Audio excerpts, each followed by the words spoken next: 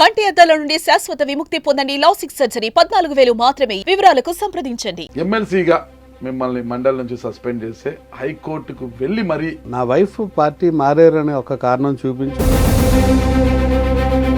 మీ ఆవిడ రోల్ ఏంటి పార్టీలో? Mandal vice MPP. ఒక మండల నాయకురాలు ఇంత పెద్ద నిర్ణయం తీసుకుంటున్నారంటే భర్త ఆదేశాలు లేదే ఆవిడ అటువైపు స్టెప్ వేసి ఒక మండల నాయకురాలు జస్ట్ మీ ఇంట్లో టీడీపీ నాయకులు వచ్చి మీటింగులు పెట్టి మంతనాలు చేస్తున్నా కూడా మీరు చూస్తున్నట్టు ఒకే ఇంట్లోనే ఎమ్మెల్సీ పదవి ఎంత కొన్నారు మీరు?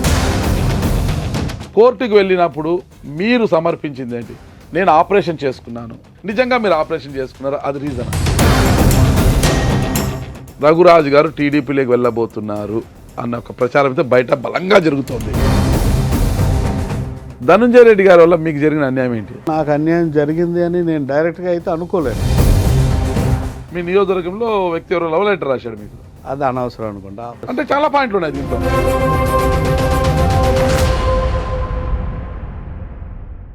Welcome to Suman TV. నేను మీ నాగరాజ్ బైర్శెట్టిని. రాజకీయం అంటేనే ఒక చదరంగం. ఆ చదరంగంలో గెలిచి నిలవడం అందరికీ సాధ్యం కాదు, కొందరికే సాధ్యం. ఆ కొందరిలో ఒకరే ఎమ్మెల్సీ రఘురాజ్ గారు. అది ఎలాగో ఆయనే అడుగు తెలుసుకుంటాం. దానికన్నా ముందు ఈ ప్రోగ్రాం మనకు స్పాన్సర్ చేస్తుంది ఎకో తేజాస్ విద్యుత్ వాహనాల సంస్థ. నమస్తే రఘురాజ్ గారు. బాగున్నారా? ఏంటి ఈరోజు మాకు ఆంధ్ర చిదంబర్లా కనిపిస్తున్నారు. అసలు పంచ, షర్టు, చేతికి అన్ని ఉంగరాలు, తాయెత్తులు, అవి ఇవి అన్ని చూస్తుంటే ఏంటి కారణం ఏంటి? ఈరోజు కాళ్ళలో చెప్పులు కూడా వేసుకోలేదు.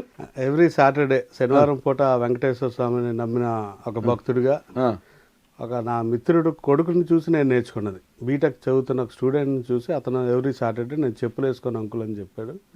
అతను చూసి ఆ రోజు నుంచి నేను, నా వైఫ్, మా ఫ్రెండ్స్ చాలామంది ఇది ఫాలో అవుతూ ఉన్నారు. మా ఏరియాలో సుమారు ఒక 100 మంది దాకా సాటర్డేస్ ఎవరు చెప్పులు వేసుకోం. నేనైతే ట్రెడిషనల్గా పంచి కట్టుకుంటాను ఎవ్రీ సాటర్డే. పెద్దల్ని చూసి ఎడని పిల్లలు నేర్చుకుంటారు, పిల్లల్ని చూసి పెద్దలు నేర్చుకున్నారు అనమాట. అంటే మంచి ఎవరి దగ్గర నుంచి అయినా నేర్చుకోవచ్చు. చిన్నవాళ్ళ దగ్గర నుంచి పెద్దవాళ్ళతో నేర్చుకోవచ్చు, స్టూడెంట్ దగ్గర నుంచి టీచర్ నేర్చుకోవచ్చు, కార్యకర్త దగ్గర నుంచి నాయకుడు నేర్చుకోవచ్చు. సో ఏదైనా మంచి అన్నది అలవాటు చేసుకోవడం, నేర్చుకోవడం అన్నది ఒక అలవాటుగా ఉన్న వ్యక్తిని కాబట్టి ఒక ఇంజనీరింగ్ స్టూడెంట్ చెప్పిన విషయాన్ని కూడా నేను ఫాలో అవుతున్నాను. నన్ను చూసి చాలా మంది ఫాలో అవుతా ఉన్నారు. చాలా సంతోషం. ప్రతి శనివారం ఇలాగే ఉంటారు? ఇలాగే ఉంటాను. ఓకే, అంటే మీ ఊర్లో పంచాలకు మంచి డిమాండ్ ఉంటుందేమో. శనివారం అందరూ కూడా ఇలా ఉండాలి? అందరూ ఉండరు, అందరూ చెప్పులు వేసుకోరు, కానీ నేను మాత్రం ట్రెడిషనల్గా పంచి కట్టుకొని ఉంటాను. ఎమ్మెల్సీగా మిమ్మల్ని మండలి నుంచి సస్పెండ్ చేస్తే హైకోర్టుకు వెళ్ళి మరి మీరు రివోక్ చేయించుకొని వచ్చారంటే ఎలా ఉంది అసలు మీకు? అంటే ఎమ్మెల్సీ వచ్చినప్పుడు ఉన్న ఆనందం కంటే ఇప్పుడు ఆనందం చాలా ఎక్కువగా ఉంది. రెండోది దురదృష్టం, అలా జరుగుతుంది అనుకోలేదు. ఎందుకంటే రాజకీయాల్లో చాలా విషయాలు జరుగుతూ ఉంటాయి. కారణం లేకుండా నన్ను సస్పెండ్ చేశారు అన్నది నా వాదన. కారణమే లేదు అంటే నా వైఫ్ పార్టీ మారారనే ఒక కారణం చూపించి నన్ను ఎమ్మెల్సీగా సస్పెండ్ చేశారు. అది రాజ్యాంగంలో ఎవరి నిర్ణయాలు వాళ్ళకుంటాయి. నా wife she will be having her own decisions. ఆవిడ నిర్ణయాలు ఆవిడకుంటాయి. ఆవిడ కూడా రాజకీయాల్లో ఉన్నారు, వైస్ ఎంపీపీగా మా మండలానికి పనిచేస్తూ ఉన్నారు. వాళ్ళకి గౌరవం దక్కలేదు పార్టీలోని. అక్కడ ఆ రోజున్న శాసనసభ్యుల నుంచి ఇబ్బంది ఉంది కార్యకర్తలకు అని చెప్పి వాళ్ళు ఒక నిర్ణయం తీసుకున్నారు. సో ఆ నిర్ణయాన్ని నేను కాదన్న పరిస్థితి కాదు. 1-2 సార్లు నేను చెప్పగలుగుతాను, కానీ నేను యాజ్ ఎ హస్బెండ్ అవునండి, యాజ్ ఎ ఇండివిజువల్ నేను ఖచ్చితంగా నేను ఆపడం అన్నది రైట్ కాదు. వాళ్ళకున్న అవకాశాలు, వాళ్ళకున్న రైట్స్ వాళ్ళు ఫాలో అవుతూ ఉంటారు. కాబట్టి అది కారణం చూపించి నన్ను సస్పెండ్ చేయడం న్యాయం కాదని చెప్పి మరి నేను కోర్టుకి వెళ్ళి చెప్తారు. మీరు ఇప్పుడు పతియే ప్రత్యక్ష దైవం అంటుంటారు కదా మన హిందూ సాంప్రదాయాలలో, ఓకేనా? భర్త ఎదుగుదల ఉంటే భార్యలు చూసి ఆనందిస్తుంటారు. ఎలక్షన్స్ వచ్చినప్పుడు భర్త ఎమ్మెల్యేగా పోటీ చేసినా, ఎంపీగా పోటీ చేసినా, ఇంకోటి సర్పంచ్గా కానీ, ఎంపీటీసీగా కానీ, ఏది పోటీ చేసినా కూడా, జెడ్పీటీసీగా చేసినా కూడా భార్యలు ఇంటింటికి వెళ్ళి పసుపు కుంకుమ పెట్టి ఆడవారికి, ఆడపడుచులకు, మగవారికి అన్న తమ్ముడు అని మాట్లాడుతూ మా భర్తని గెలిపించండి కోరుకుంటుంటారు. అది మనం చూసాం. ఇక్కడ వైఎస్ఆర్ కాంగ్రెస్ పార్టీ మిమ్మల్ని గౌరవించి మిమ్మల్ని మండలికి పంపించింది. లోకల్ బాడీ నుంచి, స్థానిక సంస్థల కోటా నుంచి ఎమ్మెల్సీగా మిమ్మల్ని మండలికి పంపించింది. ఇంకా ఏం అన్యాయం జరిగిందని మీకు మీ భార్య అలాంటి నిర్ణయం తీసుకుంది? భర్తకు సముచిత స్థానం కల్పించారు. 2009లో కాంగ్రెస్ పార్టీలో ఎమ్మెల్యేగా పోటీ చేయాలని చూసినా మీకు కాంగ్రెస్ పార్టీ టికెట్ దక్కలేదు. 2014 రాష్ట్ర విభజన అనంతరము ఎవరు దిక్కులేని పరిస్థితుల్లో మీకు టికెట్ ఇచ్చారు, కానీ మంచి ఓట్లు తెచ్చుకున్నారు. ఎవరు దిక్కు లేక మీకు ఇచ్చారు టికెట్, ఓకేనా? అది అయిపోయిన తర్వాత 2019 ఎన్నికలకు ముందు మీరు వైఎస్ఆర్ కాంగ్రెస్ పార్టీ తీర్థం పుచ్చుకున్నారు. ఆ తర్వాత మిమ్మల్ని ఎమ్మెల్సీ చేసింది పార్టీ. ఓకేనా? ఇంకా ఏం నష్టం జరిగిందని మీ భార్య బాధింపబడి టీడీపీలోకి వెళ్ళారు. అంటే మీరు అనుకున్న లైన్ అది 2019 ముందు వైఎస్ఆర్ కాంగ్రెస్ పార్టీ నేను బీజేపీలో ఉండగా నన్ను ఆహ్వానించింది. ఓకే. ఆహ్వానించి మీకు ఎమ్మెల్సీ ఇస్తాము, బీసీలకి ఎమ్మెల్యే టికెట్ ఇద్దాము అని అడిగితే నేను చెప్పాను, నేను పలానా వాళ్ళకి టికెట్ ఇద్దామన్నారు. అలాగే ఇచ్చారు, టికెట్ ఇచ్చారు. ఎవరికి ఇచ్చామన్నారు? కడబండ గారికి. కడబండి గారికి. నన్ను మధ్యలో చిన్న చేంజెస్ అన్నారు. మళ్ళీ నేను అది కాదు, మళ్ళీ ఆయనకి ఇవ్వాలి, ఆయన తీసుకొచ్చి ఇక్కడ పెట్టాం కదా అన్నాను. మళ్ళీ మాట గౌరవించి ఇవ్వడం జరిగింది. సో నేను పార్టీ మారిన తర్వాత వైఎస్ఆర్ కాంగ్రెస్ పార్టీకి అక్కడ ఎమ్మెల్యే అవనండి, ఎంపీ అవనండి గెలవడానికి నేను 100% కృషి చేశాను. నాతో పాటు నేను ఎంత కష్టపడి రాజకీయాల్లో తిరుగుతాను, అభ్యర్థి ఎవరైనా కానీ నా భార్య కూడా అంతకంటే ఎక్కువ తిరుగుతాను. డోర్ టు డోర్ ఆవిడ తిరుగుతాను. కాబట్టి పార్టీకి నేను చేసింది కూడా ఉంది. పార్టీ గౌరవించి ఇచ్చింది, దాన్ని 100% కాదనం. అలాగే జగన్మోహన్ రెడ్డి గారు కూడా అక్కడ స్థానికంగా ఉన్న పరిస్థితుల్లో ఒక క్షత్రియుడికి ఎమ్మెల్సీ ఇచ్చినప్పటికీ కూడా మళ్ళీ నాకు ఇచ్చారు. అది చాలా గొప్ప విషయం, దాన్ని అందరూ అప్రిషియేట్ చేస్తాం. ఆయన అన్న మాటకి ఆయన నిలబడ్డారు అన్నది ఆ రోజు కూడా ఎమ్మెల్సీ వస్తుందని అనుకోలేదు. కాకపోతే ఆయన అన్న మాటకి ఆయన డైరెక్ట్గా నాకు ఎమ్మెల్సీ అని రాసిచ్చి కబురు పెట్టారు. దగ్గర నీకు ఇచ్చిన మాట ప్రకారం ఎమ్మెల్సీ ఇచ్చానని. చాలా సంతోషం. ఆ మాట గౌరవించి నేను ఒక అడుగు కూడా ఎన్నో ఇబ్బందులు పడ్డాం. ఒక ఎమ్మెల్యేని తీసుకొచ్చి గెలిపించాక ఎన్నో ఇబ్బందులు, ఎన్నో అవమానాలు పడినప్పటికీ కూడా ఆయన మా పట్ల గౌరవంగా ఉండి నాకు ఒక సముచిత స్థానం ఇచ్చారని ఆ కట్టసీతో నాకు ఎన్ని ఇబ్బందులు జరిగినా కానీ నేనైతే పార్టీలోనే ఉన్నాను. ఈ రోజుకి కూడా నేను చెప్తున్నాను, నా ఎమ్మెల్సీ పదవి పోయినప్పుడు చెప్పాను, ఎమ్మెల్సీ పదవి వచ్చాక కూడా చెప్పాను, నేను వైసీపీ ఎమ్మెల్సీని నేను చెప్తున్నాను. ఈ రోజుకి నేను చెప్తున్నాను. కాకపోతే ఆవిడ ఎందుకు వెళ్ళారంటే స్థానికంగా ఉన్న అప్పుడున్న శాసనసభ్యుల వల్ల మా మండలంలో అవునండి, మిగిలిన నియోజకవర్గం అంతా కూడా చాలామంది వ్యతిరేకించారు. అతనికి ఎమ్మెల్యే టికెట్ ఇవ్వద్దు అని చాలామంది వ్యతిరేకించారు. ఎవరికి? కడబండి శ్రీనివాసరావుకి టికెట్ ఇవ్వద్దని చెప్పి కొత్త వలస మండలంలో స్టార్ట్ చేశారు. తర్వాత వేపాడలో స్టార్ట్ చేశారు. తర్వాత ఎస్కోట్కి వచ్చింది. సో అందరూ కలిసి సుమారు 40-50 మంది ఎంపీటీసీలు, ఒక 50 మంది సర్పంచులు, 2 ఎంపీపీలు, 2 జడ్పీటీసీలు, ఒక స్టేట్ వెలమా కార్పొరేషన్ చైర్మన్ అందరూ కలిసి ఓపెన్గా అతనికి టికెట్ ఇవ్వద్దు అని చెప్పినప్పటికీ కూడా పార్టీ అతనికే టికెట్ ఇచ్చింది. సో ఇచ్చినప్పుడు ఆవిడ ధైర్యంగా ముందుకెళ్ళి పార్టీ మారి. మీ ఆవిడ రోల్ ఏంటి పార్టీలో? వైఎస్ఆర్ కాంగ్రెస్ పార్టీలో మీ ఆవిడ రోల్ ఏంటి? ఆవిడ మండల వైస్ ఎంపీపీ. ఒక మండల నాయకురాలు ఇంత పెద్ద నిర్ణయం తీసుకుంటున్నారంటే భర్త ఆదేశాలు లేదే, మీరు గిల్లందే ఆవిడ అటువైపు స్టెప్ వేసారు. ఒక మండల నాయకురాలు, జస్ట్ రాష్ట్ర స్థాయి క్యాడర్లో లేరు, రాష్ట్ర స్థాయి నాయకురాలు కాదు, ఒక కార్పొరేషన్ చైర్మన్ కాదు, ఏమీ కాదు, ఎమ్మెల్సీకి భార్య, ఒక మండల వైస్ ప్రెసిడెంట్, అంత మాత్రమే. ఆవిడ అలాంటి నిర్ణయం తీసుకుందంటే భర్త ప్రోత్సాహం లేకోకుండా, మీరు కనుసైగా చేసుకోకుండా తీసుకొని ఉంటారంటారా? అంటే నాతో డిస్కస్ చేశారు. నాతో డిస్కషన్ అయితే జరిగింది. మా ఇద్దరి మధ్యన చాలా రోజులు ఆ కన్ఫ్యూజన్ ఉంది. ఎందుకు ఈ నిర్ణయం మనకు పార్టీ గౌరవించింది అన్నప్పటికీ కూడా మీరుంటే ఉండండి, కార్యకర్తలు అవమానం పడ్డారు, నాకు అవమానం జరిగింది. నేరుగా ఆవిడకి చాలాసార్లు అవమానం జరిగింది పార్టీలో. సో నాకు అవమానం జరిగినప్పుడు నేను ఎందుకు ఉండాలా? మీ ఇంతమంది కార్యకర్తలు, నాయకులు అతనికి వద్దు అనుకున్నాడు, పార్టీ అతనికే టికెట్ ఎందుకు ఇవ్వాలా? ఎవరికి ఇచ్చినా మీ అందరూ పని చేస్తామని చెప్తున్నాం, మనమే టికెట్ అడగలేదు. ఎవరికి ఇచ్చినా పని చేస్తామని 5-6 పేర్లు ప్రపోజ్ చేశాం కదా. వాళ్ళు ఎవరికి ఇవ్వకుండా ఇంతమంది, సగం మంది ఎవరైతే సర్పంచులు, ఎంపీటీసీలు ఉన్నారో అందరూ వద్దన్న అభ్యర్థికి ఇస్తే రేపు పార్టీకి నష్టం జరుగుతుంది, రేపు కార్యకర్తలకి అన్యాయం జరుగుతుంది. పార్టీ కార్యకర్తను గౌరవించినప్పుడు మేము ఎందుకు ఉండాలా? కార్యకర్త ఉంటేనే నాయకుడు, నాయకుడు ఉంటేనే పార్టీ. కార్యకర్త గౌరవం లేనప్పుడు మరి మేము ఎందుకు ఉండాలి? మా మాట గౌరవం లేనప్పుడు అని నేను ఒకటే అనుకుంటాను. ఆవిడ డైరెక్ట్గా వెళ్ళిపోయింది. కానీ ఈరోజు రాష్ట్రంలోని ఇంతమంది ఎమ్మెల్యేలు ఓడిపోయారు వైసీపీ తరఫున. మరి అందరూ పార్టీలో ఉండి ఏం చేశారు? అందరూ పార్టీలో ఉండి ఏం చేశారు? ఇవి డైరెక్ట్గా వెళ్ళింది, కానీ మిగిలిన వాళ్ళందరూ కూడా పార్టీకి అన్యాయం చేశారా? పార్టీకి వ్యతిరేకంగా ఇంటర్నల్గా పనిచేశారా? మాకైతే పార్టీకి అక్కడి నుంచి రాని వాళ్ళందరూ ఎవరైతే అబ్జెక్షన్ ఆ రోజు వద్దనుకున్నారో అందరూ ఇంటర్నల్గా పనిచేశారేమో నా ఫీలింగ్. మీ ఆవిడ నేరుగా వెళ్ళారా ఇంకో అనేది పక్కన మనం పెడితే, మీ ప్రోత్సాహం లేకుండా మీరు మీతో మాట్లాడినప్పుడు చాలా కాలంతో నీకెందుకు అవన్నీ, నేను ఎమ్మెల్సీగా ఉన్నా, నేను చూసుకుంటాను, ఓకే నీ పని నువ్వు చూసుకో అని మీరు ఎందుకు వారించలేకపోయారు? మీ ఇంట్లో టీడీపీ నాయకులు వచ్చి మీటింగులు పెట్టి మంతనాలు చేస్తున్నా కూడా మీరు చూస్తున్నట్టు ఒకే ఇంట్లోనే మీ పక్క జిల్లాలో ఉన్న ఎమ్మెల్సీ తరహాలో మీకేం విభేదాలు లేవు, కలిసికట్టుగానే ఉన్నారు కదా, కలిసికట్టుగా ఉన్నారు, అన్నీ జరుగుతున్నాయి.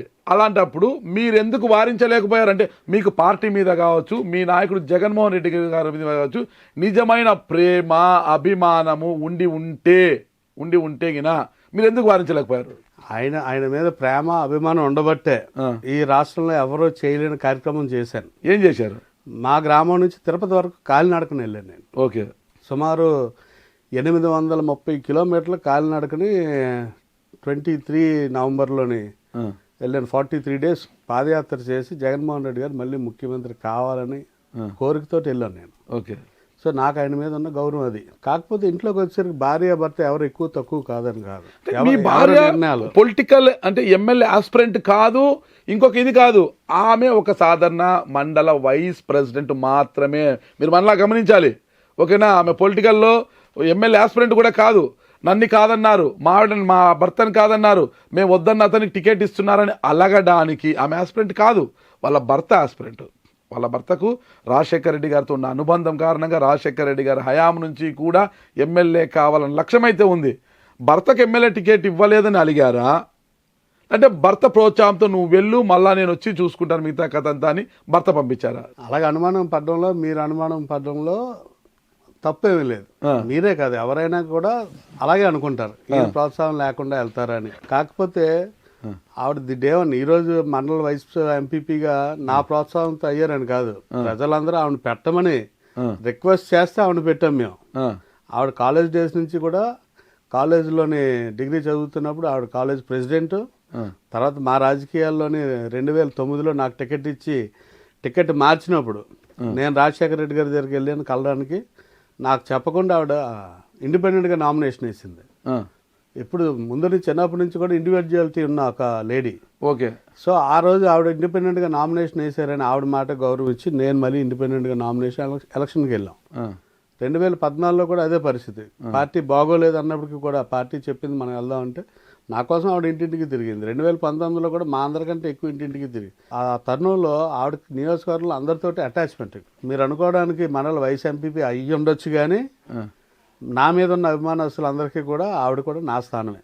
నేను ఎలాగైతే ఎమ్మెల్సీయో ఆవిడ కూడా ఎమ్మెల్సీ లాగా ఫీల్ అవుతుంది. మీకు 2024లో మీరు టికెట్ ఆశించారు, అయినా టికెట్ రాకపోవడానికి ప్రధానమైన కారణం ఎవరంటారు? 2024లో మీరు అనుకున్నట్టు మేము టికెట్ ఆశించలేదు. ఏం అవసరం ఉంటుంది సార్ మాకు టికెట్? నాకు 2024 ముందు నాకు 2027 వరకు ఎమ్మెల్సీ ఉంది. సో నాకెందుకు టికెట్? ఎమ్మెల్సీ ఉన్నా ఎవరికైనా కూడా శాసనసభలోకి ఎమ్మెల్యేగా ప్రజల చేత ఎన్నుకోబడి శాసనసభలోకి వెళ్ళాలనే ఆలోచన చాలా మందికి ఉంటుంది. ఎమ్మెల్సీకి రాజీనామా చేసేవారు ఉన్నారు, అది చాలా మందికి ఆ కోరిక. మీకు లేదంటారా? నాకైతే మొన్న ఎన్నికల్లో ఖచ్చితంగా 100% కూడా లేదు. ఎందుకు వాస్తవం చెప్తున్నాను, రాజకీయాల్లోనే ఆస్తులు పోగొట్టుకున్న చాలా మంది ఉన్నారు, కానీ అందులో నేను కూడా ఒకడిని. ఓకే. సో ఎలక్షన్కి వెళ్ళాలంటే ఆస్తిపాస్తులు అమ్మాలా, అమ్మే అంత పిల్లలకు సరిపడి ఉంచాం. సో దాన్ని ఎందుకు డిస్టర్బ్ చేయాలా, ఎందుకు ఎలక్షన్కి వెళ్ళాలి? అయినా మాకు గౌరవంగా ఎమ్మెల్సీ పదవి ఉంది, 2027 వరకు మాకు ఉంది. ఎమ్మెల్సీ పదవి ఎంత కొన్నారు మీరు? అదే కొనే పరిస్థితి అయితే లేదు. దాంట్లో మాత్రం గౌరవ జగన్మోహన్ రెడ్డి గారికి 100% అభినందన తెలియదు. అసలు డిస్కషన్ అన్నదే లేదు. ఎమ్మెల్సీ పదవి రావడానికి చిన్న శ్రీను గారి సహకారం ఉందా లేదా? ఎవరి సహకారం లేదు. నాకు ఎందుకు లేదని నేను చెప్తున్నానంటే చిన్న శ్రీను గారే నాకు నేరుగా చెప్పారు, రఘు ఈ పదవి నేరుగా జగన్మోహన్ రెడ్డి గారు మీకు ఇచ్చిందే, సో మీరు ఎవరికైనా రెస్పాన్సిబిలిటీ ఉంటే ఓన్లీ జగన్మోహన్ రెడ్డి గారికే అని ది డే వన్ సాయిరెడ్డి గారు అవనండి, బొత్స సత్యనారాయణ గారు అవనండి, చంద్రశ్రేణి గారు అవనండి, రఘు ఈ పదవి మీ ఎవరు చెప్పింది కాదు, నేరుగా జగన్మోహన్ రెడ్డి గారు మీకు ఇచ్చిందే. ఎందుకంటే మా జిల్లా నుంచి వెళ్ళినప్పుడు చైర్మన్ అని రాసి వెళ్ళింది నా పదవి జగన్ గారి దగ్గర. జగన్ గారు నేరుగా స్ట్రైక్ చేసి ఎమ్మెల్సీ అని రాశారని విజయసాయి మీకు సమ్ చైర్మన్ ఏదో ఒక చైర్మన్ పదవి ఇవ్వండి అనే లిస్టులో నా పేరు వెళ్తే జగన్మోహన్ రెడ్డి గారు అది కట్ చేసి ఎమ్మెల్సీ ఇస్తానని చెప్పాను, రాగానికి ఎమ్మెల్సీ ఇస్తానని చెప్పారని సాయిరెడ్డి గారు నేరుగా నాకే చెప్పారు. మీ స్థానిక సంస్థల్లో ఎమ్మెల్సీ కావడానికి మీరు స్వయంగా 10 కోట్ల రూపాయలు చెల్లించారు, చిన్న శ్రీను గారికి అందించారు. మరి చిన్న శ్రీను గారు తీసుకున్నారా, పార్టీకి ఇచ్చారా అనేది ఎవరికి తెలియని అంశం అంటున్నారు. దాని గురించి మీ కామెంట్ ఏంటి? నాకైతే 10 రూపాయలు ఖర్చు అవ్వలేదు. ఓన్లీ నామినేషన్కి మాత్రం కార్యకర్తలు వస్తారు తప్పించి నాకు ₹1 ఖర్చు అవ్వలేదు. ఆ పరిస్థితి నాకు వైసీపీలో కూడా ఎమ్మెల్సీలు ఇచ్చిన వాళ్ళు కూడా ఎవరు కూడా డిస్కషన్ ఏ రోజు. నిజంగా మీకు ఆ కలియుగ దైవం వెంకటేశ్వర స్వామి మీద భక్తి ఉంటే వాస్తవాలు మాట్లాడండి. ఎలాంటి రూపాయి చెల్లించకుండానే ఎమ్మెల్సీ అయ్యారా? సార్ ఈ రోజే కాదు, ఈ శనివారం అనే కాదు, వెంకటరమణమూర్తి అనే కాదు, నేను అబద్ధం చెప్పను. అబద్ధాలు చెప్పరు? అబద్ధం నేను చెప్పను. అంటే గతంలో సత్య హరిశ్చంద్రుడు మీ ఇంటి పక్కన ఉండేవారంటారు, వాస్తవమేనా? అంటే ఆ రోజుల్లో మీరు మా ఇంటి పక్కన ఉన్నారేమో మరి. లేదు చెప్పారు, నేను ఎంక్వైరీ చేసి చెప్పారన్నమాట. ఎంక్వైరీ చేస్తే వాళ్ళు వీళ్ళు కొద్దిగా కజిన్స్ లాగా ఉండేవాళ్ళు. అబద్ధం ఎందుకు చెప్పాలి సార్? నిన్న మీతో ఇంటర్వ్యూ అన్నప్పుడే నేను అన్నాను, సార్ నేను మీ ఇంటర్వ్యూస్ ఒకటో రెండో చూశాను కానీ మీరు చాలా ఇబ్బంది పెడతారని అంటున్నారు అందరూను. మీతో ఇంటర్వ్యూ అయితే కొద్దిగా జాగ్రత్తగా ఉండాలంటే మీరు నవ్వుతూ అటువంటిది ఏమి ఉండదు అంటే నేనేం చెప్పాను మీతోటి, సార్ నిజం చెప్పి వాడికి భయం ఎందుకంటే. నిజాలే చెప్తున్నారు, అయితే నిజమే కదా చెప్పేది? నిజమే చెప్తున్నాను. ఓకే, మీ ఆవిడ గారు టీడీపీలోకి వెళ్ళారని పార్టీ మిమ్మల్ని అనుమానించి మీరు చేసిన కష్టాన్ని, మీరు చేసిన పాదయాత్రను, తిరుమల పాదయాత్రను ఇవన్నీ పరిగణలోకి తీసుకోకుండా కేవలం భార్య వెళ్ళడంతో మిమ్మల్ని సస్పెండ్ చేసింది. దాంతో సస్పెండ్ చేసి ఎమ్మెల్సీ పదవి కూడా మీకు డిస్క్వాలిఫై చేశారు మండలిలో. అయితే మీరు కోర్టుకు వెళ్ళారు. కోర్టుకు వెళ్ళినప్పుడు మీరు సమర్పించింది ఏంటి? నేను ఆపరేషన్ చేసుకున్నాను, ఆపరేషన్ కోసం వెళ్తే నన్ను ఇట్లా డిస్క్వాలిఫై చేశారు, నేను హాజరు కాలేదు, అది ఇది అనేసి మీరు సమర్పించిన దాఖలాలు. నిజంగా మీరు ఆపరేషన్ చేసుకున్నారా? అది రీజనా? అంటే రీజన్ అంటే సార్ మార్చ్ 23 ఎప్పుడో ఫస్ట్ ఒక నోటీస్ ఇచ్చారు, నేను రిప్లై ఇచ్చాను. తర్వాత ఏప్రిల్ మే అనుకోండి, మేలో ఫస్ట్ పిలిచారు నన్ను, కౌన్సిల్కి పిలిచారు సంజయ్కి. సార్ 23 నేను ఒకసారితో మాట్లాడాను చైర్మన్ గారికి చేసి, సార్ 24 మా గ్రామదేవత పండుగ ఉంది, పండుగ ఉన్నప్పుడు నేను రాలేకపోతున్నాను సార్, 27కి పెట్టాను సార్, నేను వచ్చేస్తాను అన్నాను. సో 27కి నాకు పాదయాత్రకు ముందు నుంచి కూడా నాకు విపరీతమైన పెయిన్ వచ్చేది ఇక్కడ పొట్టలో. అంటే మార్నింగ్ పూట బాగానే నడిచేవాడు కానీ ఈవినింగ్ వచ్చేసరికి పెయిన్ వచ్చేది. పెయిన్ అంటే ఎక్కడ? పొట్టలోనా, ఛాతీలోనా? ఇక్కడ ఈ రిబ్స్ కింద. సో అదేంటో తెలిసింది. అప్పటికి స్కాన్ చేయించుకున్నాను, గాల్ బ్లాడర్లో స్టోన్స్ ఉన్నాయని తెలిసింది. సో పాదయాత్ర ముందే సర్జరీ అన్నారు, పాదయాత్ర ముందే అయితే మళ్ళీ తర్వాత ఇబ్బంది పడతాను, డేట్ ఫిక్స్ చేశాను కదా అని దాన్ని పోస్ట్పోన్ చేసుకొని వచ్చాను. సో ఆ పెయిన్ అలాగే ఉంటూనే ఉంది. 27కి రావడానికి బయలుదేరిన విజయవాడ వరకు వచ్చిన కౌన్సిల్కి వెళ్ళలేకపోయాను. నేను సార్ నాకు హెల్త్ బాగోలేదు, సో నాకు మళ్ళీ ఒక 14 days అట్లీస్ట్ 2 weeks టైం ఇవ్వండి సార్, నేను 100% వస్తానని చెప్పాను. సో వెళ్ళిన తర్వాత ఈ పెయిన్ ఎక్కువ అవుతుంది కదా అని డాక్టర్ దగ్గరికి వెళ్తే ఇమీడియట్గా చేయకపోతే ఇబ్బంది పడతారు మీరు అన్న మాటకి నేను ఇంత సీరియస్గా 23 ఒక వాయిదా, 27 ఒక వాయిదా, 30వ తారీఖు ఒక వాయిదా వేసి తీసేస్తారని నేనైతే అనుకోలేదు. ఇప్పుడు ఏ కేసుకైనా సరే వారం, 10 రోజులు, నెల, 2 నెలలు, 3 నెలలు టైం ఉంటుంది. ఒక వారంలో 3 వాయిదాలు ఇచ్చేసి తీసేస్తారని నేను అనుకోలేదు. సో మళ్ళీ నేను హాస్పిటల్లో డాక్టర్ చెప్పిన వెంటనే మరి ఫ్యామిలీకి భయం ఉంటుంది కదా, ఎందుకు గాల్ బ్లాడర్లో స్టోన్స్ ఉన్నప్పుడు ఎందుకు ఇబ్బంది అంటే చేయించుకుందాం సర్జరీ. కానీ దీన్ని సాకుగా చూపి, అంటే ఇక్కడ హాజరు కావడానికి ఇష్టం లేకనే డాక్టర్ చెప్పకుండా, లేదు సరిపోతుంది మందులతో సరిపోతుందా, లేదు నాకు సర్జరీ కావాలి అని మీరు కోరి సర్జరీ చేయించుకున్నారు అన్నారు. డాక్టర్ గారి నెంబర్ ఇచ్చేస్తాను, మీరు మాట్లాడుకోవచ్చు. చాలా సీనియర్ డాక్టర్ నారాయణరావు గారు అని, ఆయన ఇప్పుడు ఇలాంటి 15,000 సర్జరీ. షూర్, తప్పకుండా చెప్పండి. తప్పకుండా ఆయన 1 dayలోనే వెళ్ళిపోవచ్చు అంటే ఏముంది, మళ్ళీ వాయిదా అడిగాం కదా, వెళ్ళొచ్చు కదా అనుకున్నాం.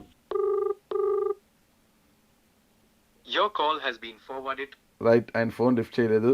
వాస్తవాలు బయట పెడదాము, వాస్తవాన్ని తెలుసుకుంటామంటే డాక్టర్ గారు ఫోన్ అందుబాటులో లేరు కాబట్టి ఆయన ఏదో బిజీగా ఉన్నట్టున్నారు. సరే, ఆ వాస్తవాలు మీరు ఏదో ఎత్తని నెంబర్ నాది 2వ నెంబర్ చెప్పాను అనుకుంటారు, ఇందులో ఉంటుంది చూడండి కావాలి.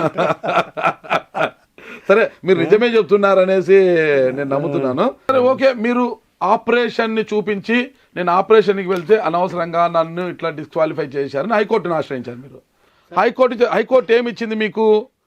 ఒక అవకాశం ఇవ్వండి, ఓకేనా? డిస్క్వాలిఫై కాదు, ఒక అవకాశం ఇవ్వండి. ఆపరేషన్ చేయించుకున్నారు కాబట్టి ఆయన కాసు చూపిస్తున్నారు, ఒక అవకాశం ఏంటని మాత్రం హైకోర్టు ఇచ్చింది. భవిష్యత్తులో మళ్ళా మండలి చైర్మన్ మోషన్ రాజు గారు పార్టీ ఆదేశాల మేరకు మీపై చర్యలు తీసుకునే అవకాశం కూడా లేకపోలేదు. అవును, మరి అప్పుడేంటి పరిస్థితి? సరే, ఎప్పుడైనా న్యాయం గెలుస్తుంది, పూర్తిగా నమ్ముతాను.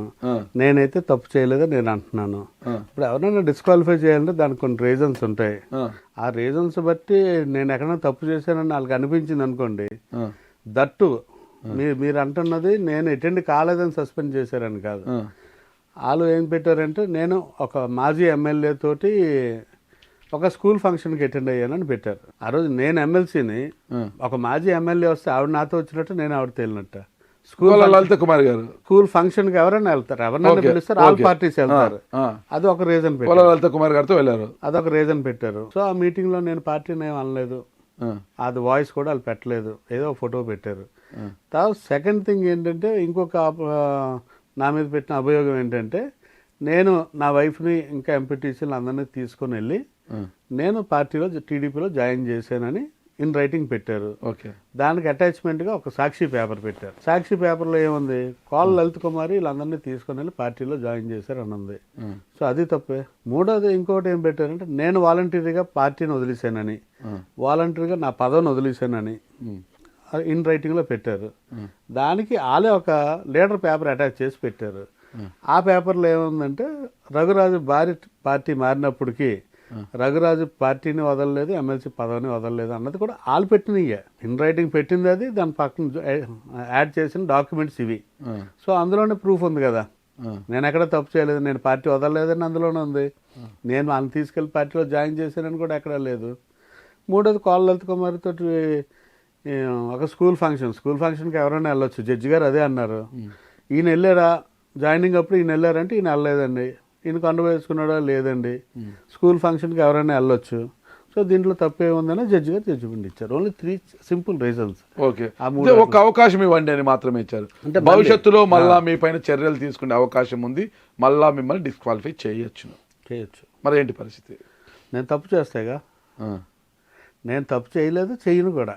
ఓకే, చాలా జాగ్రత్త. ఈ రోజుకి సార్ టిల్ టుడే ఈ రోజు కూడా మీరు ఒకసారి మా జిల్లా మా నియోజకవర్గంలో ఎంక్వైరీ చేసుకుంటే ఈ రోజుకి ఉన్న వాళ్ళందరూ కూడా ఎంపీపీలు, జడ్పీటీసీలు, major MPTCs and sarpanches YCP వాళ్ళు కదా ఉన్నారు. సో నేను ఏ మీటింగ్కి వెళ్ళినా అధికారులందరికీ చెప్తాను, ప్రభుత్వాలు మారాయని కానీ నాయకత్వాలు మారాయని కానీ సర్పంచులకి, ఎంపీటీసీలకి, ఎంపీపీలకు గౌరవం తగ్గితే నేను ఒప్పుకోను, వాళ్ళకి గౌరవం ఇవ్వకపోతే నేను ఖచ్చితంగా మిమ్మల్ని అడుగుతాను అని ప్రతి సమావేశంలోనూ కూడా నేను చెప్తుంటాను.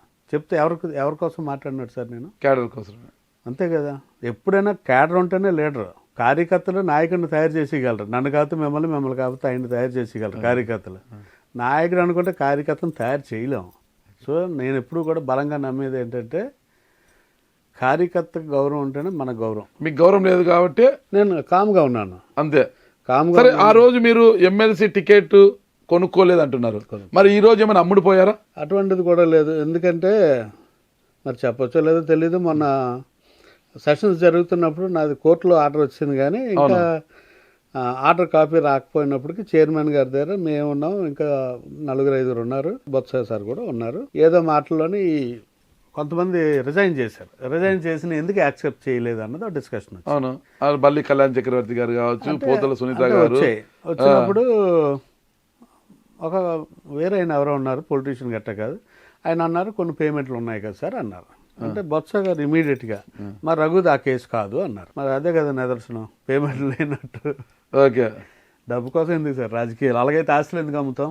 ఓకే, సుమారు 130 ఎకరాలు అమ్మాను. మొత్తం మీద రాజకీయ చదరంగంలో పోరాడి నిలదొక్కున్నారు. ఏదన్నా ఓకే, మీరు అన్నట్టు దేవుడి దయ. సరే, ఓకే, నిలదొక్కున్నారు.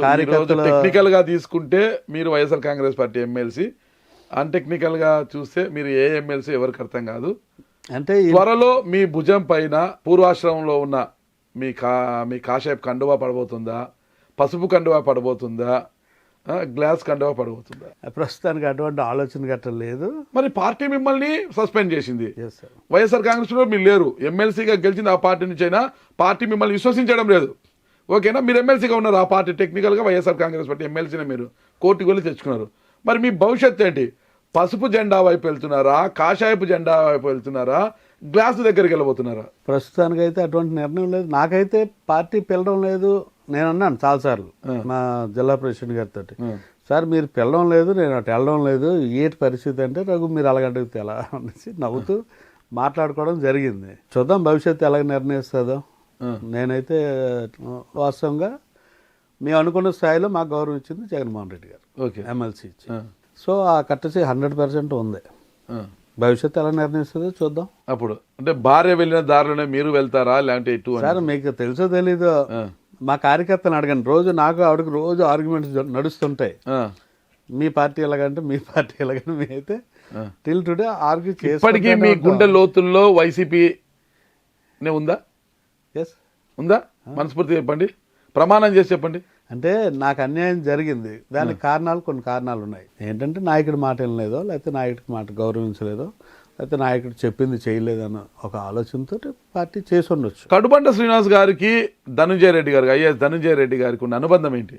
మీకే బాగా తెలియదు సార్. అంటే యాక్చువల్గా కడుబండ శ్రీనివాస్ గారు చెప్పడం ఆయన క్లాస్మేట్స్ ఫ్రెండ్స్ అని చెప్తారు. వాళ్ళిద్దరికి అన్న రిలేషన్ ఎందుకంటే నేను ఎప్పుడు వాళ్ళిద్దరు కలిసి ఉన్నప్పుడు నేను లేను, ఉంటే తెలిసేది ఎటువంటి ఫ్రెండ్స్ ఏంటో. ఆయన క్లోజ్గా ఎప్పటికప్పుడు మాట్లాడడం, ఏమంటే ధనంజయ రెడ్డి దగ్గరికి వెళ్ళి మాట్లాడతానని చెప్పడం జరిగేది. సమ్ రిలేషన్ ఉండుంటుంది వాళ్ళిద్దరికి కూడా, కాలేజీలో సీనియర్ కానీ సంథింగ్.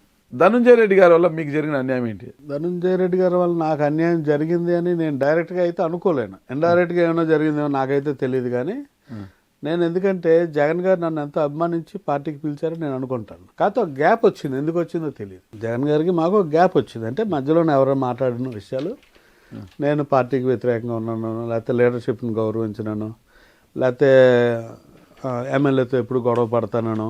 ఎందుకు గొడవ పడతాం? ఎక్కడన్నా తప్పు జరిగితే తప్పు అడిగితే తప్ప, ఇది తప్పు జరుగుతుంది, కార్యకర్తకు అన్యాయం జరుగుతుంది, ఇది రైట్ కాదు అని అడిగితే తప్పేం కాదు కదా. నేనైతే అడుగుతాను ఖచ్చితంగా.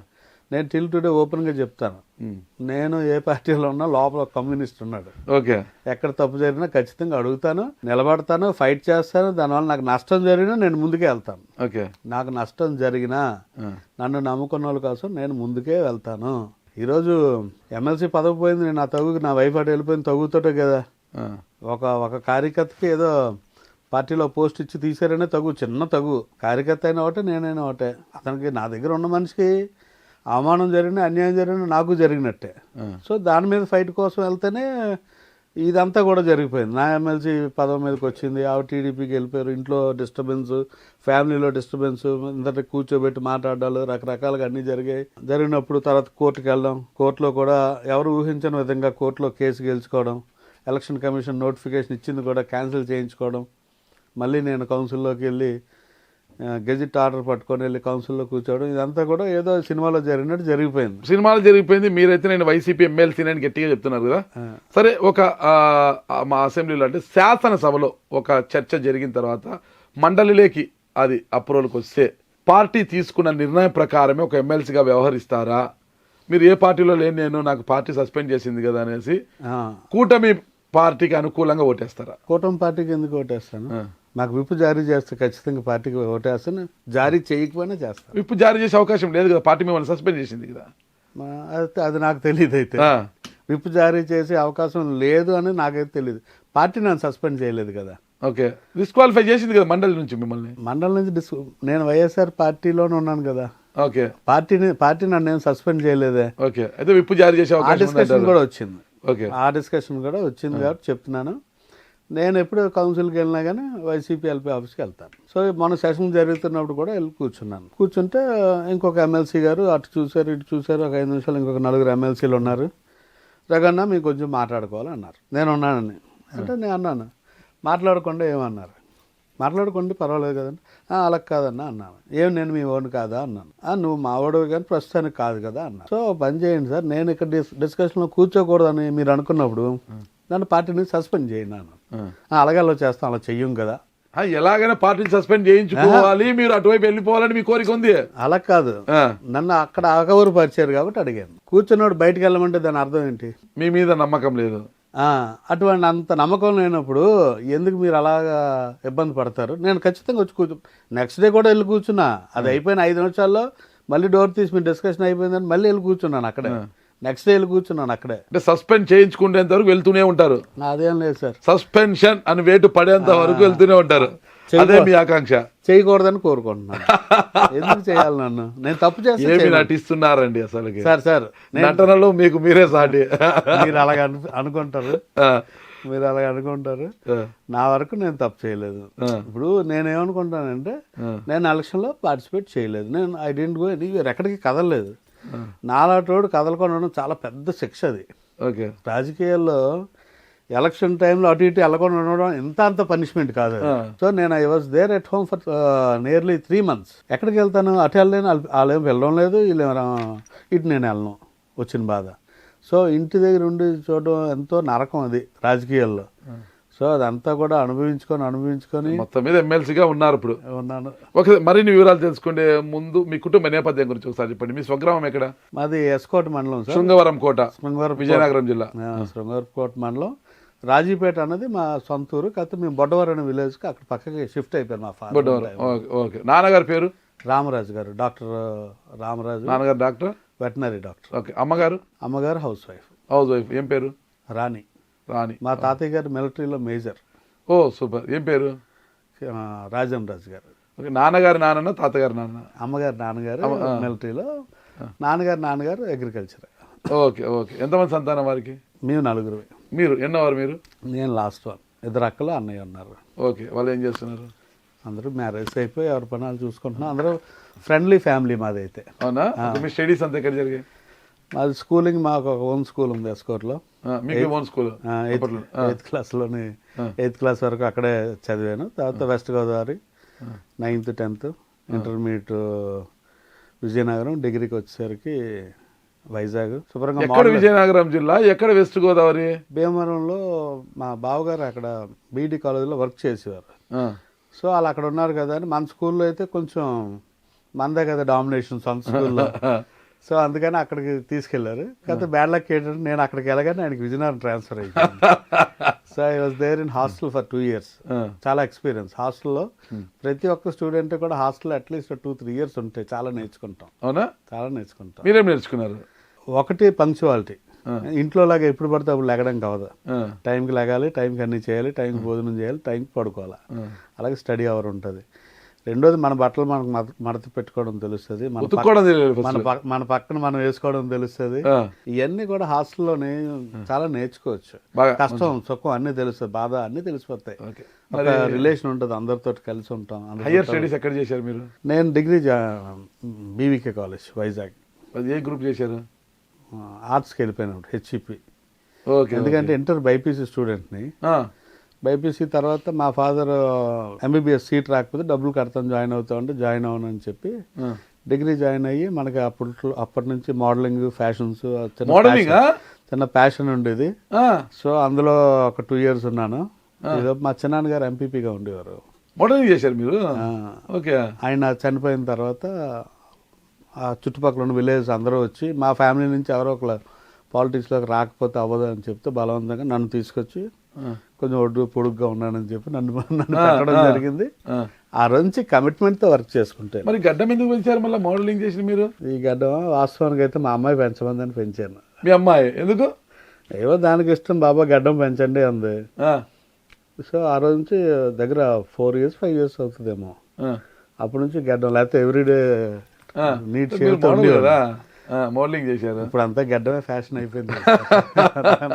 ఇప్పుడు సాల్ట్ అండ్ పెప్పర్, మరి మీది ఓన్లీ పెప్పర్, సాల్ట్ లేదు. సాల్ట్ అండ్ పెప్పర్ ఇప్పుడు అంతా మోడల్ అయిపోయింది, ఫ్యాషన్ అయిపోయింది ఇప్పుడు అంతా కూడా. ఇదైతే అమ్మాయి అడిగిందనే.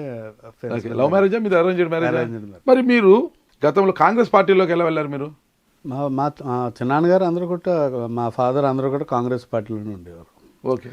నేను ఫస్ట్ మండల పార్టీ ప్రెసిడెంట్ చేశారు, పిసిసి మెంబర్ని చేశారు. తర్వాత state youth Congress general secretary చేశాను, విజయనగరం జిల్లా ప్రెసిడెంట్ చేశాను.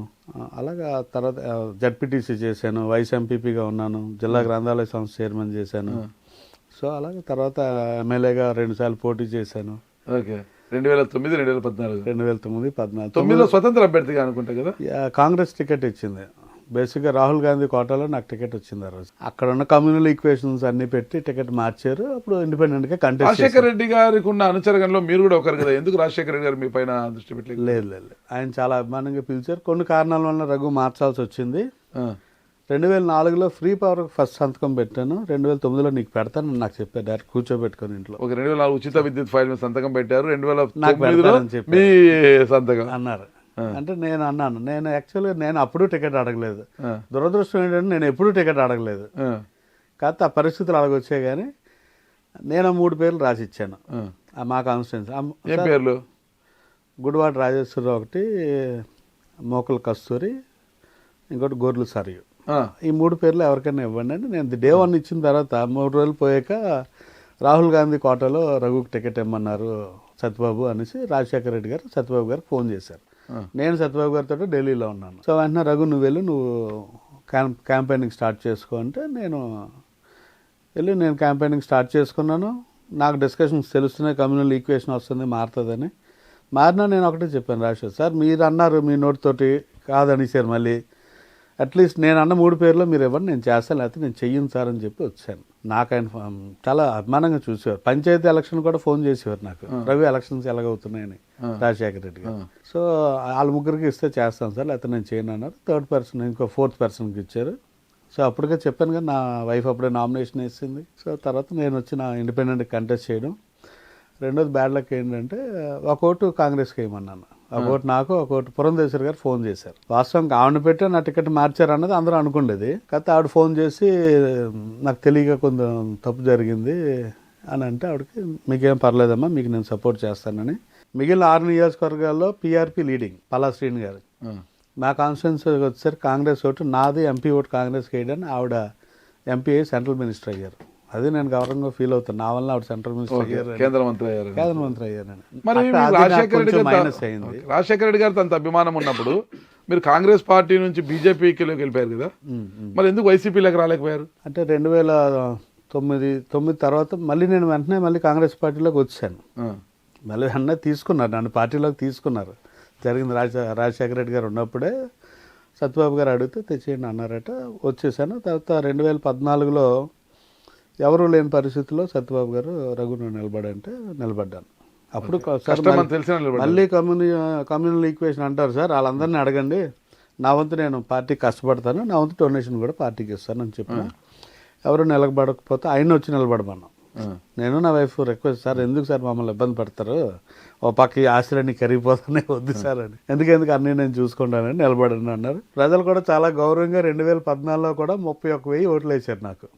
రాష్ట్రంలో 3వ స్థానం నాది.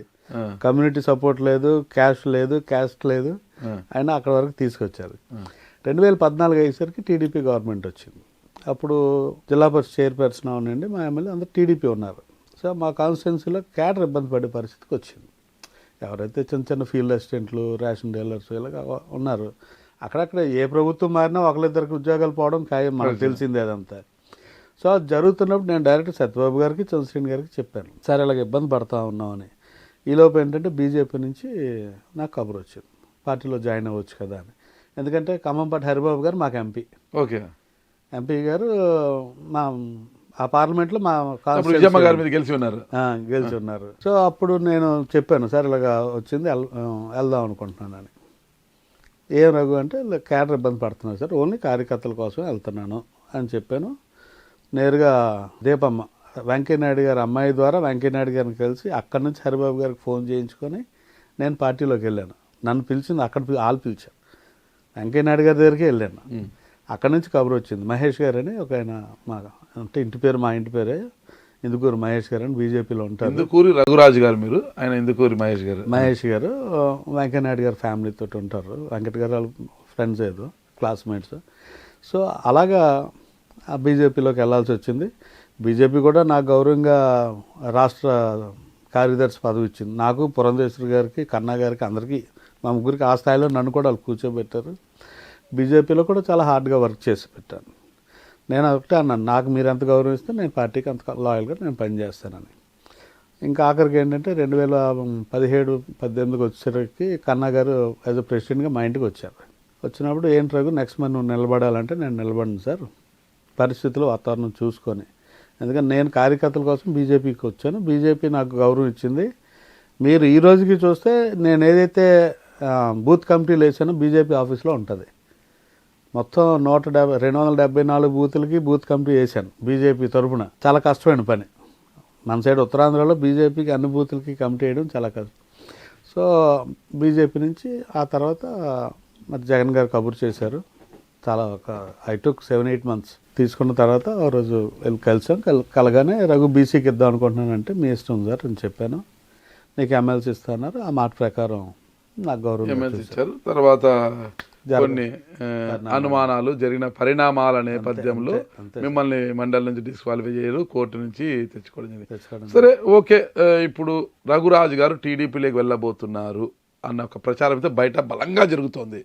అంటే ఒకవేళ మీరు టీడీపీలోకి వెళ్ళినా అక్కడ 3 సార్లు గెలిచిన కోల లలిత కుమార్ గారు అక్కడ ఉన్నారు, ఎమ్మెల్యేగా ఉన్నారు. ఇప్పుడు సిట్టింగ్ ఎమ్మెల్యే ఆవిడ. వెలమ సామాజిక వర్గము, క్షత్రియ సామాజిక వర్గం అంత పెద్దగా లేదు అక్కడ, వెలమ సామాజిక డామినేషన్ అక్కడ. ఒకవేళ రఘురాజు గారు అక్కడికి వెళితే ఒకవేళ ఆయనకు న్యాయం జరుగుతుందా, సముచిత స్థానం కల్పిస్తారా అన్నది ప్రధానమైన ప్రశ్న. ప్రస్తుతానికి అయితే డిస్కషన్ లేదు. ఎందుకంటే నిత్యం నేను పదవి కోసం ఏ రోజు కూడా పాకులాడలేదు సార్. వాస్తవం, ఎవరైనా ఇలాగే చెప్తారులే అనుకుంటారు, కానీ పదవి పోయినప్పుడు పెద్ద బాధపడలేదు. పదవి పోయినప్పుడు కూడా 1 గంట ఇబ్బంది పడ్డాను. అరే నాతో ఉన్న కార్యకర్తల పరిస్థితి ఏంటి అని. ఎందుకంటే వాళ్ళందరూ కూడా కోర్టు కేసు వేసినప్పటి నుంచి అందరూ గడ్డాలు జుత్తులు పెట్టుకొని తిరుగుతున్న వాళ్ళు బోల్డ్ మంది ఉన్నారు. కుమార్తె కోసం గడ్డం పెంచితే వాళ్ళు మీకోసం గడ్డాలు మా కోసం పెంచడం ఉన్నారు.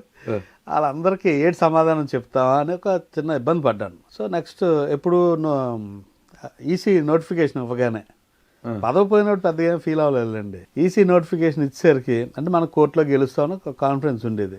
ఈసీ ఎప్పుడైతే నోటిఫికేషన్ ఇచ్చిందో ఆ రాత్రి కొంచెం ఇబ్బంది పడి మార్నింగే నా వైఫ్తో మాట్లాడి ఇది పరిస్థితి ఏడ్ చేద్దాం, ఎలక్షన్కి వెళ్దాం నేను అనుకుంటున్నాను అన్నాను. సరే మీ ఇష్టం అన్నారు. ఎలక్షన్కి వెళ్ళాలంటే మీరు అన్నట్టు ఉత్తున్నావు కదా, ఏడ్ చేద్దాం అంటే ఆ స్కూల్ ప్రాపర్టీ ఒకటి ఉంది, దీన్ని ఎచ్చబెట్టేద్దాం స్కూల్ అనుకోండి. అప్పుడే వేరే వాళ్ళతో మాట్లాడడం, మనీ అరేంజ్ చేయండి అనడం. వెంటనే విజయవాడ వద్దాం, మా లాయర్ని కలుద్దాం, నోటిఫికేషన్ వచ్చింది. అయినా కానీ టికెట్ తీసుకొని ఎయిర్పోర్ట్ వరకు వెళ్ళి మళ్ళీ వెనక్కి తిరిగి వెళ్ళిపోయాను. నేను మనం ఎలక్షన్కి వెళ్ళిపోదామని. సో 6th కోర్టు ఉంది.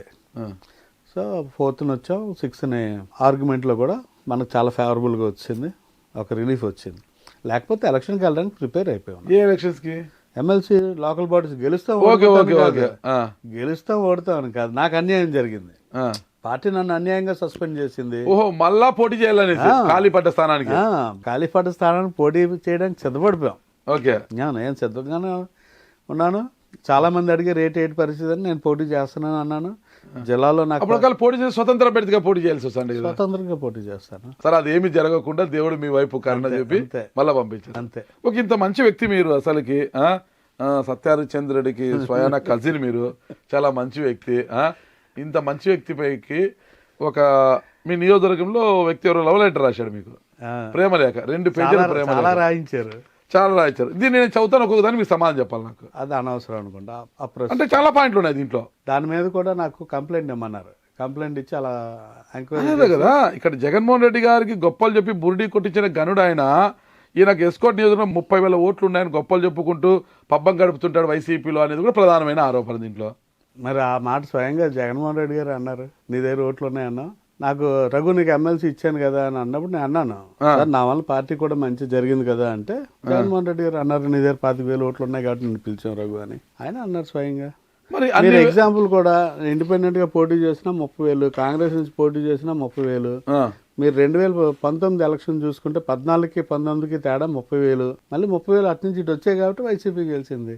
లేకపోతే వైసీపీకి 54,000 14లో, నాకు 31,000, టీడీపీకి 85,000 వచ్చాయి. మళ్ళీ ఇక్కడ చెప్పుకుంటే బొడ్డవర, ముషిడిపల్లి, కెల్తింపాలెం, పెడకండపల్లి పంచాయతీలో వచ్చిన మెజార్టీ కేవలం 700 మాత్రమే వచ్చిందంటారు కడబండి శ్రీనివాస్ గారికి. కడబండి శ్రీనివాస్ గారికి 1490 ఓట్లు వచ్చాయి అక్కడ. ఆ 4 పంచాయతీల్లోని 1490 ఓట్లు మెజార్టీ రావడం జరిగింది. అది ఆ రాయడం ఎవరో తప్పులు రాసిందే కదా, ఏదైనా రాయొచ్చు, తక్కువ వచ్చాయని కూడా రాయొచ్చు. 1490 ఓట్లు మా 4 పంచాయతీల్లో వచ్చాయి. ఎందుకంటే అక్కడ కూడా టీడీపీ ఉంది కదా, లేకుండా ఏమి ఉండదు కదా. ఈరోజు 4 పంచాయతీల్లో 1490 ఓట్లు వచ్చాయి అన్నది చిన్న విషయం కాదు. మరి ఇంకో కామెంట్ చేశారు, పుణ్యగిరి వెంకటేశ్వర స్వామి ఆలయము మీరు పూనుకున్న తర్వాతే అదంతా వెనక్కి పోతుంది, ఇంతవరకు పూర్తి కాకుండా ఉంది అది అనే ఆరోపణలు కూడా చేస్తున్నారు. అందుకని అదే డబ్బు ఉంటే అదే అయిపోయింది ఇప్పుడు. ఎందుకంటే అది శంకుస్థాపన చంద్రజీఆర్ స్వామి గారు చేశారు సార్.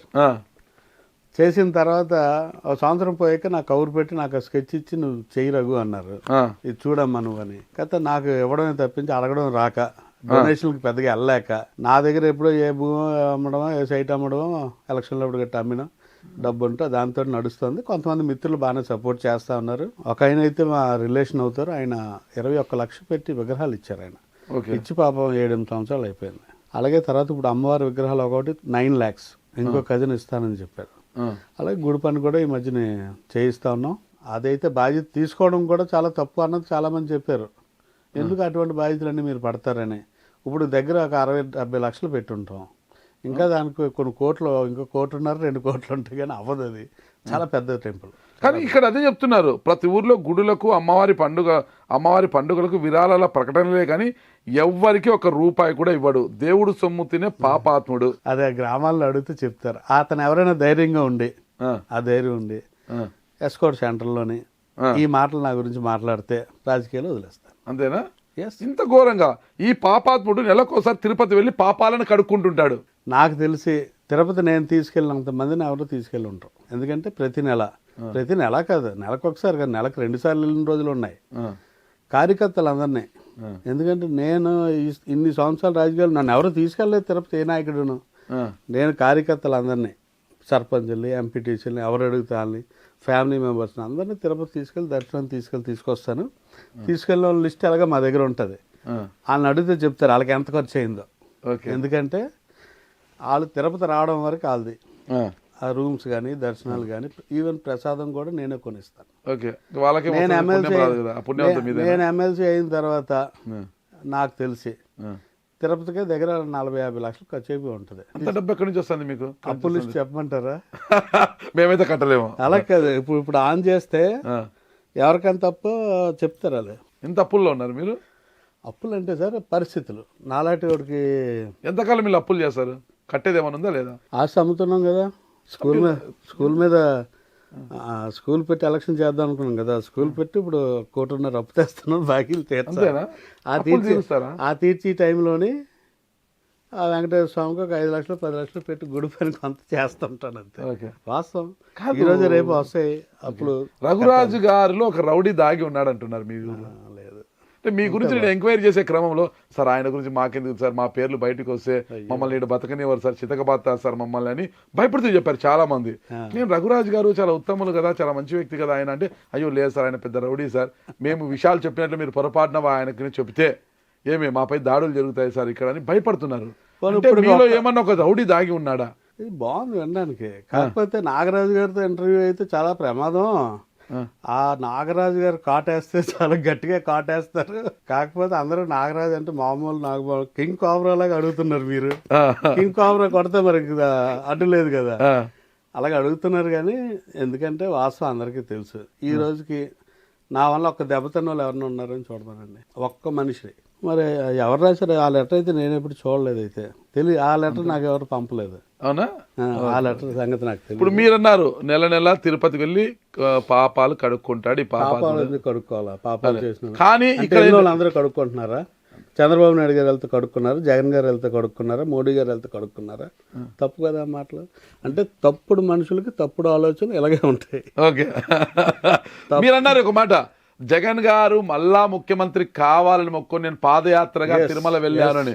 కానీ వీళ్ళేమన్నారు, కేవలం పబ్లిసిటీ కోసమే, గొప్పలు చెప్పుకోవడం కోసమే.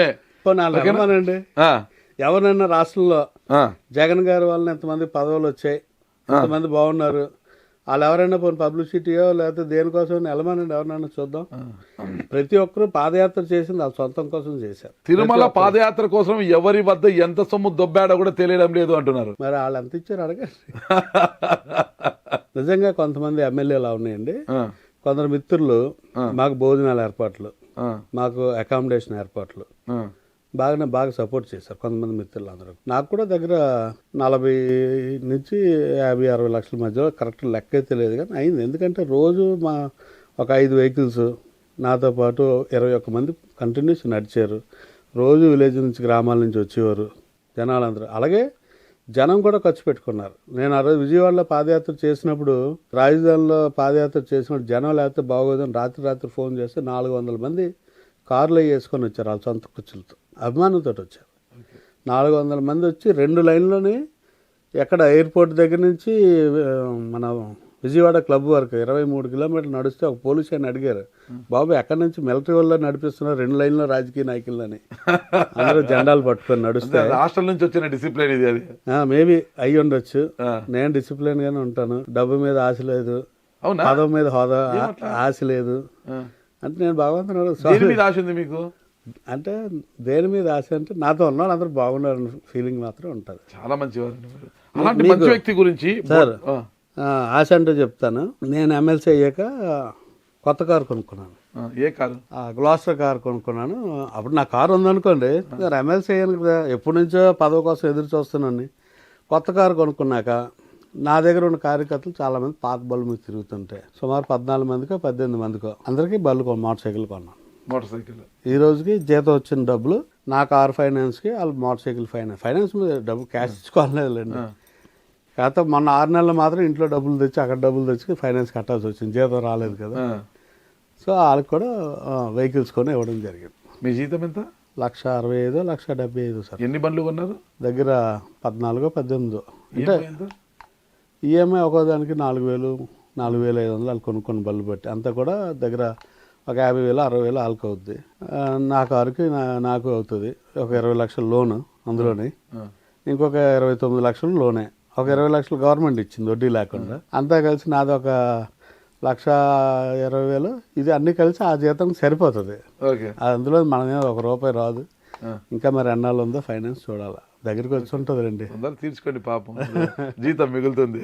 మరి ఇంత వ్యక్తి, మంచి వ్యక్తి పైన ఇలాంటి ఆరోపణ వేశారే. బొడ్డవర గ్రామ దేవతకు పండుగకు 1,00,000 ఇస్తారని 4 సార్లు తిప్పించుకొని రూపాయి కూడా ఇవ్వని మహాదాత గురించి బొడ్డవరలు ఎవరిని అడిగినా చెప్తారు. మరి రండి అయితే అడగడానికి. మీరు ఎందుకు ఇలాంటి కామెంట్స్ చేశారు? ఈర్ష్యా భావాలు ఉంటాయి సార్. ఆడికి చేత కాదు ఇంకోటి ఎదుగుతుంటే చూడలేరు. ఇదంతా ఏంటంటే ఒక టీం తయారు. ఇదే కాదు, ఇంకా చాలా చాలా అసభ్యకరమైన రాతలు రాసి పోస్టింగ్లు పెట్టి వాట్సాప్లో పెట్టడం ఇవన్నీ జరిగాయి. ఆయన మన గురించి మనకు తెలుసు, ప్రజలకు తెలుసు. ఎవరు నమ్మడుగా. ఇంత ఘోరంగా మీ పైన ఎందుకు అంత కక్ష? నా పైన కాదు, చాలా మంది మీద జరుగుతుంది ఇది. చాలా మంది. ఎవరు ఒక టీం ఉంది సపరేట్ గా? ఏముంటుంది సార్, ఇప్పుడు నాకైతే ఎవరైతే పడదో వాళ్ళు సోషల్ మీడియా అంతా యాక్టివ్గా ఉన్నారు కదా అందరూ. ఇప్పుడు ఒక ఈ రోజుకి కూడా వాళ్ళు రాసిన అన్నీ ఉన్నాయి, విత్ ప్రూఫ్స్ ఉన్నాయి. నాకు ఈ మధ్య ప్రభుత్వం మారిన తర్వాత అందరికీ యాక్షన్ అవుతుంది కదా, అందరిని లోపల వేస్తున్నారు కదా. నన్ను కూడా మా వాళ్ళు అన్నారు, రాజుగారు ఇవన్నీ తీసి వాళ్ళందరి మీద పెట్టండి అని. పోనీ వాళ్ళ గురించి మనకెందుకు. ఈ పెద్ద మనిషి కడుబండి ఎమ్మెల్యే అయిన తరువాత టీడీపీ రెడ్డి వెంకన్న, ఉసిరి లాయర్ రామకృష్ణలతో కుమ్మక్కయ్యి బర్మా కాలనీ లేఅవుట్లతో ప్రారంభమైన భూ కబ్జాలు 50 లక్షల జాగా గాయత్రి గుడి వెనక స్థలం కాజేసి అమ్ముకున్నాడు. ఇప్పుడు రాజకీయం వేరు, వ్యాపారం వేరు. అక్కడ ఈ వ్యాపారం చేసినప్పుడు ఈ పార్టీ ఆ పార్టీ అని గట్ట ఏమి ఉండదుగా, ఎవరైనా చేసుకోవచ్చు. ఇప్పుడు కొన్ని వ్యాపారాలు మనం పూర్వం నుంచి మన రిలేషన్స్ జరుగుతూ ఉంటాయి. రాజకీయాలు ఈ పార్టీ వాడు ఆ పార్టీ వాడు కలిసి వ్యాపారాలు చేసుకునే ఉంటాయి. లేదా మన దగ్గరికి ఎవరన్నా సాయానికి వస్తే సాయం చేసిందే ఉంటుంది. ఇప్పుడు వాళ్ళు అవసరం వచ్చిందని నా దగ్గర సాయానికి వచ్చినప్పుడు అతని న్యాయం ఉంటే ఖచ్చితంగా సాయం చేస్తాం. ఓకే. సో అది కూడా మనకు వ్యాపారం అనుకుంటే అలాగా. అలాగే మీరు అన్నట్టు గాయత్రి గుడి దగ్గర ఏంటంటే అది ఎప్పటి నుంచో 40 సంవత్సరాలు 50 సంవత్సరాల నుంచి తగులు పడుతున్నారు. నేను కూడా రైతులకు ఉండాలి అదలుగా తగులాడి ఆఖరికి ఏంటంటే ఒక 100 మంది దాకా ఒక రోజు వచ్చి రెవెన్యూ వాళ్ళని అడిగాను, సార్ ఇదేంటి న్యాయం అంటే, న్యాయం ఉంది సార్ అన్నారు. న్యాయం ఉంటే చేసి పెట్టింది వాళ్ళకన్నా. అది జరిగింది. కాకపోతే అప్పుడు టైంలో మేము ఉన్నాం కదా, రాజకీయాలు ఉన్నాం కదా, ఏదో ఒకటి అక్కడ పెట్టాలని చెప్పి. ఇందులోనే అందరికీ తెలుసు ఏ దగ్గర బి దగ్గర సి దగ్గర డి అలా కొనుక్కున్న వాళ్ళు అందరూ కూడా ఎవరో నష్టపోకుండా ఉంటుంది, సాయం చేసి పెట్టండి అంటే రెవెన్యూ వాళ్ళని అడిగితే న్యాయంగా ఆల్దే సార్ అన్నారు. న్యాయం అయితే చేసి పెట్టండి అన్నాను. సో దాంట్లో అందరూ ఉన్నారు, ఒకళ్ళిద్దరు కాదు, ఒక 100 మంది పైన అందరూ రైతులు అవునండి. మీ వల్ల న్యాయం జరిగింది, అందరికీ న్యాయం జరిగిందని నేను అనుకుంటున్నాను. న్యాయం జరిగింది మీరు అనుకుంటే కదా అందరూ అనుకోవాలి. ఇప్పుడు అన్యాయం జరిగిందని ఒకటి అనలేదు కదా. ఓకే. న్యాయం జరిగింది. ఎలా ఉంటుందంటే ఉపకారం ఎవరికైనా చేస్తే వాళ్ళేం చెప్పుకోరు, కానీ ఎవరికైనా చెప్తారు అతనికి అన్యాయం జరిగిందా రాసినోడికి. మరి ఎందుకు ఇంత రాశాడు? ఈయన ఎమ్మెల్సీ అయిన తర్వాత అన్ని మండలాల రియల్ ఎస్టేట్ ఓనర్లు బ్రోకర్లకు కబురు పెట్టి కలెక్షన్ మొదలుపెట్టిన తర్వాత తహసీల్దార్ల వద్ద పైరవీలు సాగక ఎమ్మెల్యేతో విభేదాలు మొదలయ్యాయి. నాకు ఎమ్మెల్యేతో విభేదం వస్తుంది. ఇప్పుడు ఫైనాన్షియల్ ఇష్యూ వచ్చినప్పుడు వస్తుంది. నేను ఎవరిని తిన్నవను, నేను తిన్నా ఎవరిని తిన్నవను. మీరు ఎమ్మెల్సీ ఆయన ఎమ్మెల్యే కదా సార్. ఏదైనా వ్యవహారం చేసుకొని బయట చేసుకోవాలా. ఈ రియల్ ఎస్టేట్ వ్యాపారాలు ఈ రోజు నా దగ్గర 100 వస్తాయి. నేను చేయను, ఏదైనా నేను చేయను. న్యాయం ఉంటే సాయం చేయాలి. 2019లో కడుబండ శ్రీనివాస్ గారికి విజయానికి కృషి చేసిన మీరు 2024లో ఆయన అభ్యర్థిత్వాన్ని ఎందుకు తప్పుపట్టారు? అంటే ఆయన ఏదైతే మేము అనుకున్నామో ఆ లైన్లో లేకుండా కార్యకర్తలను విస్మరిస్తూ మీరు అనుకుంటున్న పనులకు అన్నిటికి సహకరిస్తూ రియల్ ఎస్టేట్లు, ఎంఆర్ఓలు, ట్రాన్స్ఫర్లు ఎక్కడా లేని విధంగా మా నియోజకవర్గంలో ఎంఆర్ఓలు ట్రాన్స్ఫర్లు అయిపోయారు. ఎమ్మెల్సీ చేస్తూ అవుతారు, ఎమ్మెల్యే చేస్తూ అవుతారు. ఎమ్మెల్యేతో అయ్యేది మరి ఇంకేమైతే ఎంతమంది ఎమ్మెల్సీ అనేది ప్రోటోకాల్ మాత్రమే. ఒక ఇద్దరు ఎంఆర్ఓలు అయితే సస్పెండ్ అయ్యారు కూడా. ఎవరి వల్ల అవుతారు వాళ్ళు? ఎమ్మెల్యే వాళ్ళని. మరి ఇంకేమి ఎమ్మెల్యే వాళ్ళైనా వాళ్ళు తప్పు చేసి ఉంటే అవుతారు, అంతే కదా. ఇప్పుడు ఆ లైన్ ఆలోచించేది రియల్ ఎస్టేట్ వ్యాపారం ఉంటుంది. నేను ఎందుకు ఈరోజు మీకు చెప్తున్నాను, ఫోన్ చేస్తాను ఎంతంత బాకీలు ఉన్నాయి అడగండి అని. అవన్నీ కిట్టక ఎవరో చెప్తుంటారు, అవన్నీ పట్టించుకోను కూడా నేను. ఎందుకంటే నేనేటో నాకు తెలుసు, నేనేటో ప్రజలకు తెలుసు. ఈరోజు అందులో జిందాల్ గురించి ఏమైనా రాశారా? వస్తా కొద్దిసేపు ఉండండి, ఓపిక పట్టండి, చెప్తానా. ఇప్పుడు కడుబండ శ్రీనివాస్ గారితో మీకున్న అనుబంధం ఎలాంటిది? ఇప్పుడు నేను యాజ్ ఏ ఫ్రెండ్గా ఆయన అభిమానిస్తాను. ఈ రోజుకి మొన్న ఈ మధ్యన ఫోన్ చేస్తుంటే ఎత్తట్లేదు. ఎలక్షన్ అయిపోయి కూడా 1-2 సార్లు కలుసుకున్నాం, పలకరించుకున్నాం. మొన్న ఎందుకో గుర్తొచ్చి ఫోన్ చేశాను, ఎలా ఉన్నారు అడుగుదాను. నేనైతే ఫోన్ ఎత్తలేదు. నాకు ఫ్రెండ్ అంటే ఫ్రెండ్, అందులో ఎప్పుడు తేడా. శత్రువుని కూడా ఎప్పుడు శత్రువులా చూడలేదు సార్, అందుకే ఇన్ని మాటలు వస్తున్నాయి వాళ్ళకి.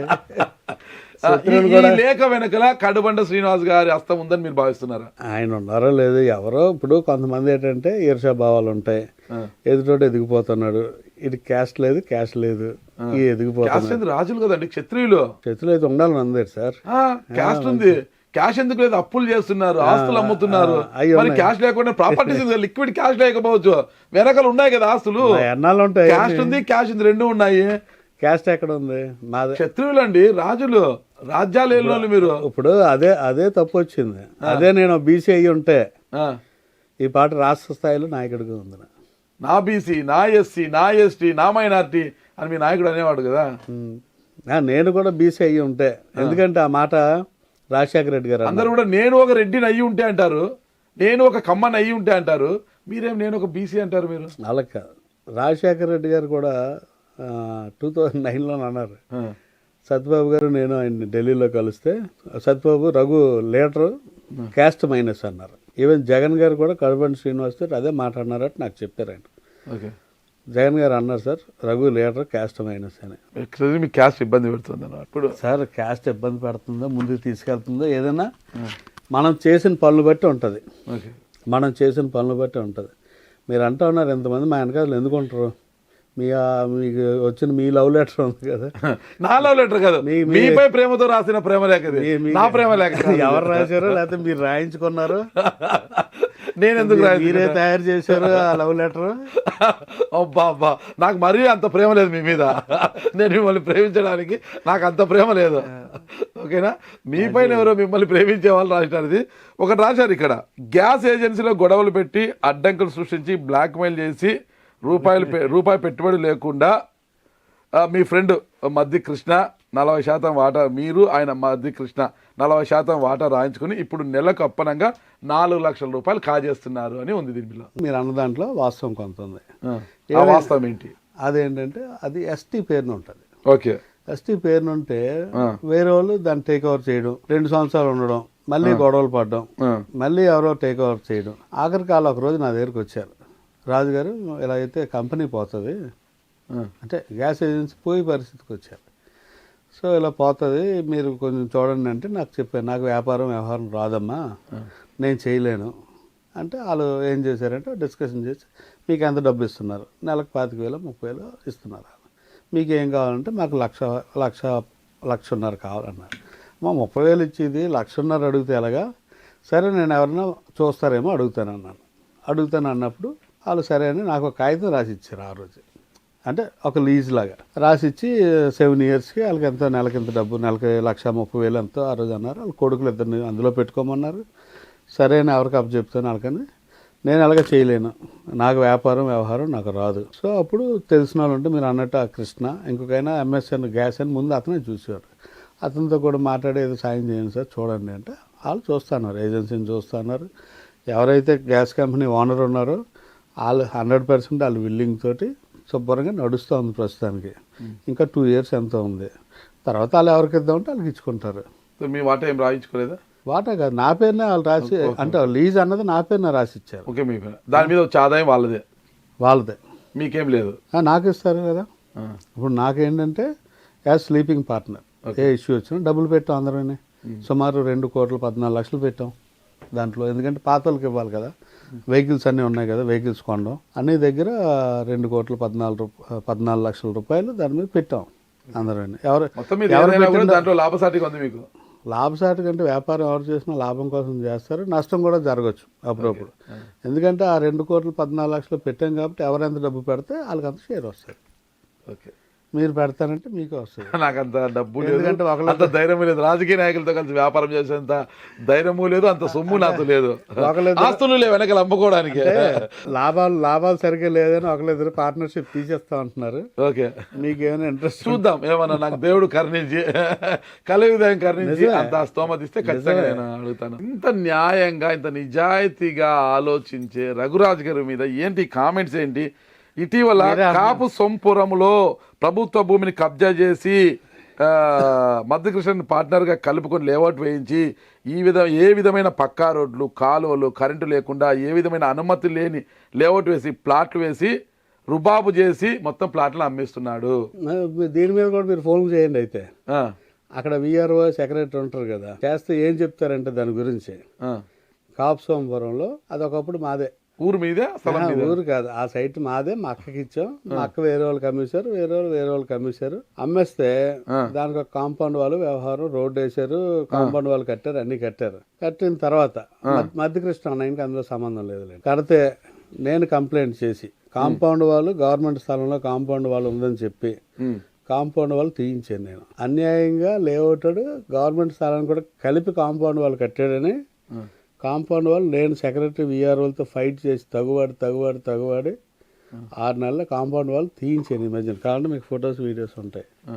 మీరు ఆ సెక్రటరీ విఆర్ఓకి ఫోన్ చేస్తే కాంపౌండ్ వాళ్ళు ఎవరు తీయమన్నారని మీరు అడిగితే చెప్తారు. ఓకే, ఆ సెక్రటరీ విఆర్ఓ నంబర్ చెప్పండి. బంగారు నాయుడు.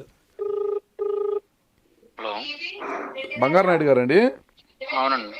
బంగారు నాయుడు గారు, గుడ్ మార్నింగ్ అండి. నా పేరు నాగరాజు, నేను సుమన్ టీవీ జర్నలిస్ట్ని, సార్ చెప్పండి. హైదరాబాద్ నుంచి మాట్లాడుతున్నాను. బాగున్నారా? బాగున్నాను సార్. ఒక చిన్న ఇన్ఫర్మేషన్ కావాలా? చెప్పండి సార్. ఈ కాపు సంపురం ఉంది కదా, కాపు సంపురంలో అక్కడ ఒక కాంపౌండ్ ఉండింది కదా, కాంపౌండ్ కట్టారు కదా, కాంపౌండ్ ను తీయించింది ఎవరు? ఎంఆర్ఓ గారండి. ఎంఆర్ఓ గారా? ఎవరు ఇన్ఫ్లుయెన్స్ చేశారు? ఎంఆర్ఓ గారు కంప్లైంట్ ఇచ్చారండి, అంతే. ఎంఆర్ఓ గారు తీయించారండి. నేను ఆల్రెడీ అక్కడ ట్రాన్స్ఫర్ అయిపోయింది. 4 నెలలు అయిపోయింది అక్కడ. దాంట్లో ఎమ్మెల్సీ గారి పాత్ర ఏమైనా ఉందా రఘురాజ్ గారిది? ఏమన్నా తెలియదు సార్, మనకి ఏం తెలీదా? తెలియదు సార్. ఓకే అండి, థ్యాంక్ యూ. పాప ఆయనకి తెలియదంట, వాస్తవాలు తెలిసిన వాళ్ళు ఈ లేఖ రాశారు. ఇది చూడండి, జేసీబీ పంపించింది నేను, బంగారు నాయుడు సెక్రటరీ, అదిగా మిషన్ తీస్తున్నది.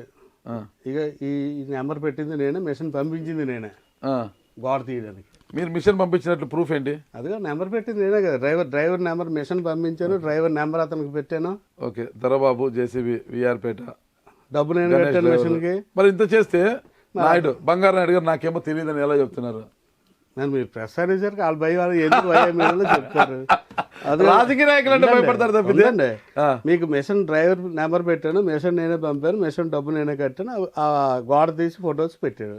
చూసారుగా మీరు. చూద్దాం మరి మీది నిజమా, బంగారు నాయుడు గారు నాకు ఐడియా లేదని చెప్పడం చదివి ప్రజలు ఆలోచించుకుంటారు. మరి ఇంత నిజాయితీగా మాట్లాడుతుంటే ఇక్కడ ఏం కూడా తెలుసా, ఆ సైట్ ఓనర్స్ ఉన్నారా, వాళ్ళని అడగండి పోండి, గోడ ఎవరు తీయించారండి, నేను తీయించానని చెప్తారు. ఈ రోజుకి కూడా నంబర్ చెప్పండి. ఆయన 3 రోజులు 4 రోజులు అవుద్ది నా దగ్గరికి వచ్చారు. వచ్చి రాజుగారు అంటే మండల హౌస్కి వచ్చారు, సీక్రెట్గా మాట్లాడాలండి అంటే, సీక్రెట్ లేదు ఇక్కడ మాట్లాడండి అంటే ఆయన సమస్య చెప్పుకుంటూ వచ్చారు. చెప్పుకుంటూ వచ్చి అలా కాదు రాజుగారు చేయి పట్టుకొని ఆయన కారులోకి తీసుకెళ్ళి కూర్చోబెట్టి ఆ ప్లాన్ తీసాడు, ఇదండి అదండి అన్నాడు. సార్ నాకు ఈ తావు ఇప్పిస్తే మీకు ఇదిగో ఈ బిట్టు మన ఇద్దరి పేరుని ఉంచుతాను, జాయింట్ వెంచర్ ఉంచుతాను, నాకు సాయం చేయండి అంటే, నాకు అవన్నీ కాదు, మీరు ఇంకా మిగిలిన వాళ్ళతో ఏదో డిస్ప్యూట్ ఉంది వాళ్ళకి, ఇతనికి వాళ్ళు డబ్బు అప్పు తీసుకున్నా అంటారు, తీసుకొని ఇతనికి భూమి రిజిస్టర్ చేశారు, మీరు ఆ తగు తీర్చుకొని రండి అప్పుడు మాట్లాడతాను నేను అని చెప్పాను. లేదు మీరు అడుగుతానంటే అడగండి, నా ముచ్చానాయుడు గారిని. ముత్తానాయుడు గారు నమస్తే అండి. నా పేరు నాగరాజు, నేను సుమన్ టీవీ జర్నలిస్ట్ అండి, హైదరాబాద్ నుంచి మాట్లాడుతున్నా. చెప్పండి సార్. ఈ కాపు సంపురంలో ఒక ల్యాండ్ ఇష్యూ ఉండింది కదా, దాన్ని కాంపౌండ్ కట్టేసినారు. అవును సార్. ఏంటంటే అది ఇష్యూ ఏంటి? ఆ కాంపౌండ్ ఎవరు తీయించారు? కాంపౌండ్ రెవెన్యూ డిపార్ట్మెంట్ తీశారు సార్. రెవెన్యూ డిపార్ట్మెంట్ వాళ్ళు. ఎవరు తీయించామని చెప్పారు? రెవెన్యూ డిపార్ట్మెంట్ ఇంకెవరు తీసి చెప్పడం ఏమిటి? రెవెన్యూ డిపార్ట్మెంట్ వాళ్ళు తీసేశారు.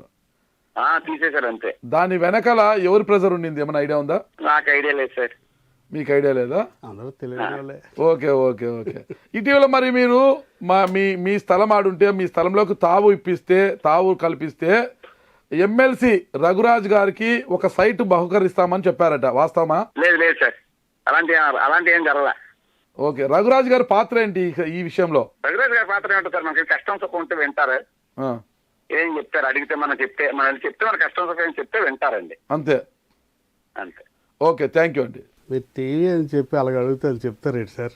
మీరు మామూలుగా ఏదో విషయం అన్నట్టు అడిగితే చెప్తారు కానీ మీరు రెండు ఆప్షన్స్ కూడా ఇంటూ కాబట్టి అది ప్రజలకు వదిలేస్తున్నాను. ఓకేనా? ఇకపోతే ఇక ఘోరం ఇది. ఇంత మంచి వ్యక్తితో నేను మాట్లాడుతున్నాను. ఇలా చెప్పుకుంటూ పోతే డాష్ ఇతని గురించి ఒక పుస్తకం రాయవచ్చు.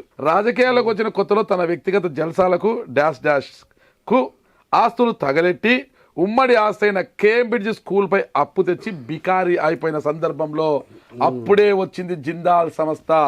ఏజెన్సీలో మైనింగ్ చేసి అక్కడి నుంచి వచ్చిన దాన్ని శృంగవరం కోట సమీపంలో ప్లాంట్ ఏర్పాటు కోసం జిందాల్ సంస్థ ముందుకు వచ్చింది. ఆ జిందాల్ సంస్థతో భూములు ఇప్పిస్తున్న విధంగా మంత్రాలు చేసి 3 కోట్ల రూపాయలు దొబ్బి అప్పులు తీర్చుకున్నాడనేది ప్రధానమైన ఆరోపణ. ఇక్కడ జిందాల్ దగ్గర ₹1 తీసుకుంటే జిందాల్ మీద మాట్లాడే అర్హత నాకు పోద్దు కదా. అవును, ఏదైనా ఒక కంపెనీతో మనకు లాలుచి ఉంటేనే కదా డబ్బిస్తారు. మరి అది లేదు కాబట్టి జిందాల్ భూమి ఇప్పించింది నేనే, దగ్గరుండి రైతులతో మాట్లాడి ఇప్పించింది నేనే. ఎందుకంటే మా ప్రాంతంలో జిందాల్ అన్నది ఒక కంపెనీ వస్తే ఏరియా డెవలప్ అవుద్ది, ఒక మా గ్రామాలే కాకుండా చుట్టుపక్కల గ్రామాలు కూడా డెవలప్ అవుతాయని ఒక ఉద్దేశంతో ఆ రోజు ల్యాండ్ ఇప్పించడం నాదే దగ్గరుండి నేను మా సర్పంచులు పెద్దలందరూ కలిసి ఇవ్వడం జరిగింది. ఇచ్చినప్పుడు మాకు విపరీతమైన థ్రెట్ ఉండేది. ఏంటంటే బాక్సైట్ ఏజెన్సీలో తీయాలన్నప్పుడు ఏంటంటే నక్సల్స్ ఇబ్బంది ఉండేది. వాళ్ళు అక్కడ ఏ బుక్ దొరికినా ఏది దొరికినా ఫస్ట్ పేరు నా పేరు ఉండేది. ఒక ఎమ్మెల్యేని, మా సిట్టింగ్ ఎమ్మెల్యేని, మాజీ ఎమ్మెల్యేని కూడా చంపేశారు. అంతకంటే ముందులేండి మా ఇష్యూ. అయినప్పటికీ కూడా మీ కంపెనీ వస్తే బాగుంటుంది కదా అని ఉంటే అప్పట్లోనే నాకు గన్మ్యాన్లు ఇచ్చారు. నా క్యాడరేట్లో 2008లో నేను వైస్ ఎంపీగా ఉండగా నాకు గన్మ్యాన్లు ఇచ్చింది ప్రభుత్వం. ఎందుకు? థ్రెట్ ఉందా మీకు? థ్రెట్ ఉందని అంటే జిందాలకు భూమి ఇప్పిస్తున్నాం అని చెప్పి థ్రెట్. మా ఉద్దేశం ఏంటి, రైతులందరూ విల్లింగ్ ఇవ్వడానికి, కంపెనీ వస్తే బాగుపడుతుంది, ఏరియా ఫ్యామిలీస్ బాగుపడతాయి అని. అలాగే ఇంటి దగ్గర పోలీసులు ఒక 7 కాపలా ఉండేవారు నాకే. ఇంట్లో వాళ్ళందరూ భయపడితే వైజాగ్ షిఫ్ట్ అయిపోయాను ఒక 2 years. అప్పుడు నాకు గన్ లైసెన్స్ కూడా ఇచ్చారు. Still I have my gun licence. Gun licence కూడా ఉంది. అలాగే రైతులకి అన్యాయం జరుగుతుందని చెప్పి జిందాల్ దగ్గర ధర్నాలు చేస్తే పోలీస్ పికెటింగ్ అంతా పెట్టారు ధర్నా తీయించడానికి. ఆ రోజు వెళ్ళి ఆఫీస్ మీద మేము తగులు పడ్డాం, గొడవలు పడి ఇదిగో ఆఫీస్ అద్దాలు పగలగొట్టింది నేనే, నాకే తెగింది. నేనే చేతితో అద్దాలు పగలగొట్టాను. చిన్నగా తెగిందిలేండి. మరి అది అంతే ఉంది. ఇలా కొడితే ఎక్కడ తెగుతుంది కానీ ఎక్కడ తెగదు కదా. ఇలాగ అద్దం కొడితే ఎక్కడ తెగుతుంది. సో ఆ గొడవ పడ్డాం. తర్వాత భూములు నేనే దున్నించేవాడిని. ఏంటి రైతులకి న్యాయం జరగలేదు, వాళ్ళకి ఉద్యోగాలు ఇస్తారన్నారు, ఇవ్వలేదని. అలాగే ఆఖరికి ఈ రోజుకి కూడా గొడవలు పడుతూ మీకు ఈ వారంలోనే ఎప్పుడో జిందాల్కే కాదు గవర్నమెంట్కి అధికారులందరికీ నోటీసులు వెళ్తాయి. జిందాల్ మీద కేసు కూడా నేను జిందాల్తో పోరాడంత శక్తిమంతుడా రఘురాజ్ గారు? జిందాల్తోనే కాదు, ఎవరితోటైనా పోరాడతాను నేను. ఆ ధైర్యం ఏంటి? ఆ మొండి ధైర్యం ఏంటి? నా సైడ్ న్యాయం ఉంది అనిపిస్తే ఎవరితోటైనా పోరాడతాను. మరి పోరాటం చేస్తున్న మీ పైన ఇక్కడ ఒక ఆరోపణ. గాదిలేలో ఉన్న గిరిజనులకు చెందిన 40 ఎకరాల భూమిని మీ అనుచరుల పేరిట ఎకరా 4 లక్షల చొప్పున రాయించుకొని 10 రోజుల తర్వాత జిందాల్ కంపెనీకి రిజిస్టర్ చేసి 3.2 కోట్ల రూపాయలు డబ్బులు, 80 లక్షల రూపాయల షేర్లు, 10 ఉద్యోగాలు, 30 లక్షల మొత్తము 4 కోట్లకు పైగా కాజేశాడు. గిరిజన రైతులకు మాట ప్రకారము ఇవ్వాల్సిన 1.6 కోట్లు ఇవ్వకుండా ఇప్పటికీ కోర్టులో వాళ్ళని తిప్పి ఇబ్బందులు పెడుతున్న పెద్ద మోసగాడు అని. అసలు ఎవరు కోర్టు తిరుగుతుండ్రో, ఎవరు తిరగట్లేదు. రెండోది అంతా వాస్తవం అయితే సార్, వాళ్ళందరి కోసమే పోరాటం చేస్తున్నాం, రైతుల కోసమే. మేము ఏదైతే షేర్స్ ఇస్తా అన్నదో కంపెనీ షేర్స్ ఇవ్వకుండా అన్యాయంగా వాళ్ళకి ఆ రోజు జిరాయితీ భూమికి 6 లక్షలు 2 లక్షల షేర్స్, గవర్నమెంట్ ల్యాండ్ అసైన్ ల్యాండ్స్కి 2 లక్షల రూపాయలు క్యాష్, 2 లక్షల రూపాయలు షేర్స్ అన్నారు. 16 సంవత్సరాలు దాటిన తర్వాత కూడా ఆ 2 లక్షలు ఇస్తామని తీసుకోమని అందరూ మ్యాక్సిమం ఎస్సీ ఎస్టీసీ కాబట్టి వాళ్ళని ప్రలోభ పెట్టో భయపెట్టో ఇబ్బంది పెట్టో షేర్లు అయితే ఇవ్వడం జరిగింది. చాలా మందికి ఇచ్చారు. నేనైతే అందరినీ తీసుకోవద్దని చెప్తా ఉన్నాను. ఎందుకంటే కంపెనీ వచ్చినప్పుడు ఏంటంటే కంపెనీలో మాకు షేర్స్ ఉంటాయి అన్నారు. షేర్స్ ఉంటే ఈరోజు షేర్ వాల్యూ ఎంత ఉంటుంది? ఆ రోజు మేము 2 లక్షల రూపాయలకి భూమి ఇచ్చారు, 2 లక్షల షేర్ అన్నారు. ఈ రోజు కంపెనీ వాడు ఎకరం ఏమో 1.5 అమ్మడానికి చూస్తున్నాడు. 2 లక్షలు క్యాష్, 2 లక్షలు షేర్ అంటే 50% ఓనర్ కదా ఎవరైతే రైతు ఉన్నారో. అట్లీస్ట్ మేమేం అడిగామంటే ఆ 2 లక్షల రూపాయలకి వడ్డీ వేసైనా ఇవ్వండి, బ్యాంక్ ఇంట్రెస్ట్ అయినా అంటే ఇవ్వలేదు కంపెనీ. సో అందుకు కంపెనీ మీదకి నేను కేసుకి వెళ్తున్నాను. అంటే మీకు కంపెనీలో నేను అంటే కంపెనీలో కొంతమందికి ఉద్యోగాలు ఇప్పిస్తారని మీరు డబ్బులు వసూలు చేశారు. మీ మాట ప్రకారం జిందాల్ కంపెనీ వారు ఉద్యోగాలు లేకపోవడంతోనే ఇలా ఫ్లేట్ ఫిరాయించి యుద్ధానికి తలపడుతున్నారు. నా మాట వినరా మీరు అనేసి. నీళ్ళు తాగదండి, మధ్యలో మంచినీళ్ళు తాగారంటారు. లేదు మీ మాట వినని కారణంగా ఇలా ఫ్లేట్ ఫిరాయించారు. గిరిజనుల భూములు కాజేశారు, ఉద్యోగాలు ఇప్పిస్తానని లక్షలు కాజేశారు. ఎవరు అడిగినా కూడా దౌర్జన్యం చేస్తున్నారు. మీపై కేసులు పెట్టడానికి కూడా భయపడుతున్నారు. ఒకవేళ కేసులు నమోదైనా అప్పట్లో టీడీపీ నాయకులు కావచ్చు, బొత్స సత్యనారాయణ గారిని పట్టుకుని ఎలాంటి కేసులు లేకుండా చేయించుకున్నారు మీ పైన. పైగా ఈ రోజు కలరింగ్ ఇస్తున్నారు, జిందాల్ పైన నేను పోరాటం చేస్తున్నానని. ఇవన్నీ కప్పిపుచ్చుకోవడానికే చేస్తున్నారంటే ఏమంటారు? అంటే ఒక మనిషి మీద ఇన్ని రకాలుగా ఆరోపణలు చెయ్యొచ్చా, 1% కూడా వాస్తవం లేకుండా ఇన్ని మాటలు మాట్లాడొచ్చా అన్నది ఈ రోజుకి రాజకీయాలు ఎప్పుడు నేను చూడలేదు. మీ దగ్గరే నేను వింటున్నాను. ఇవన్నీ ఒక పని చేస్తే బెటర్.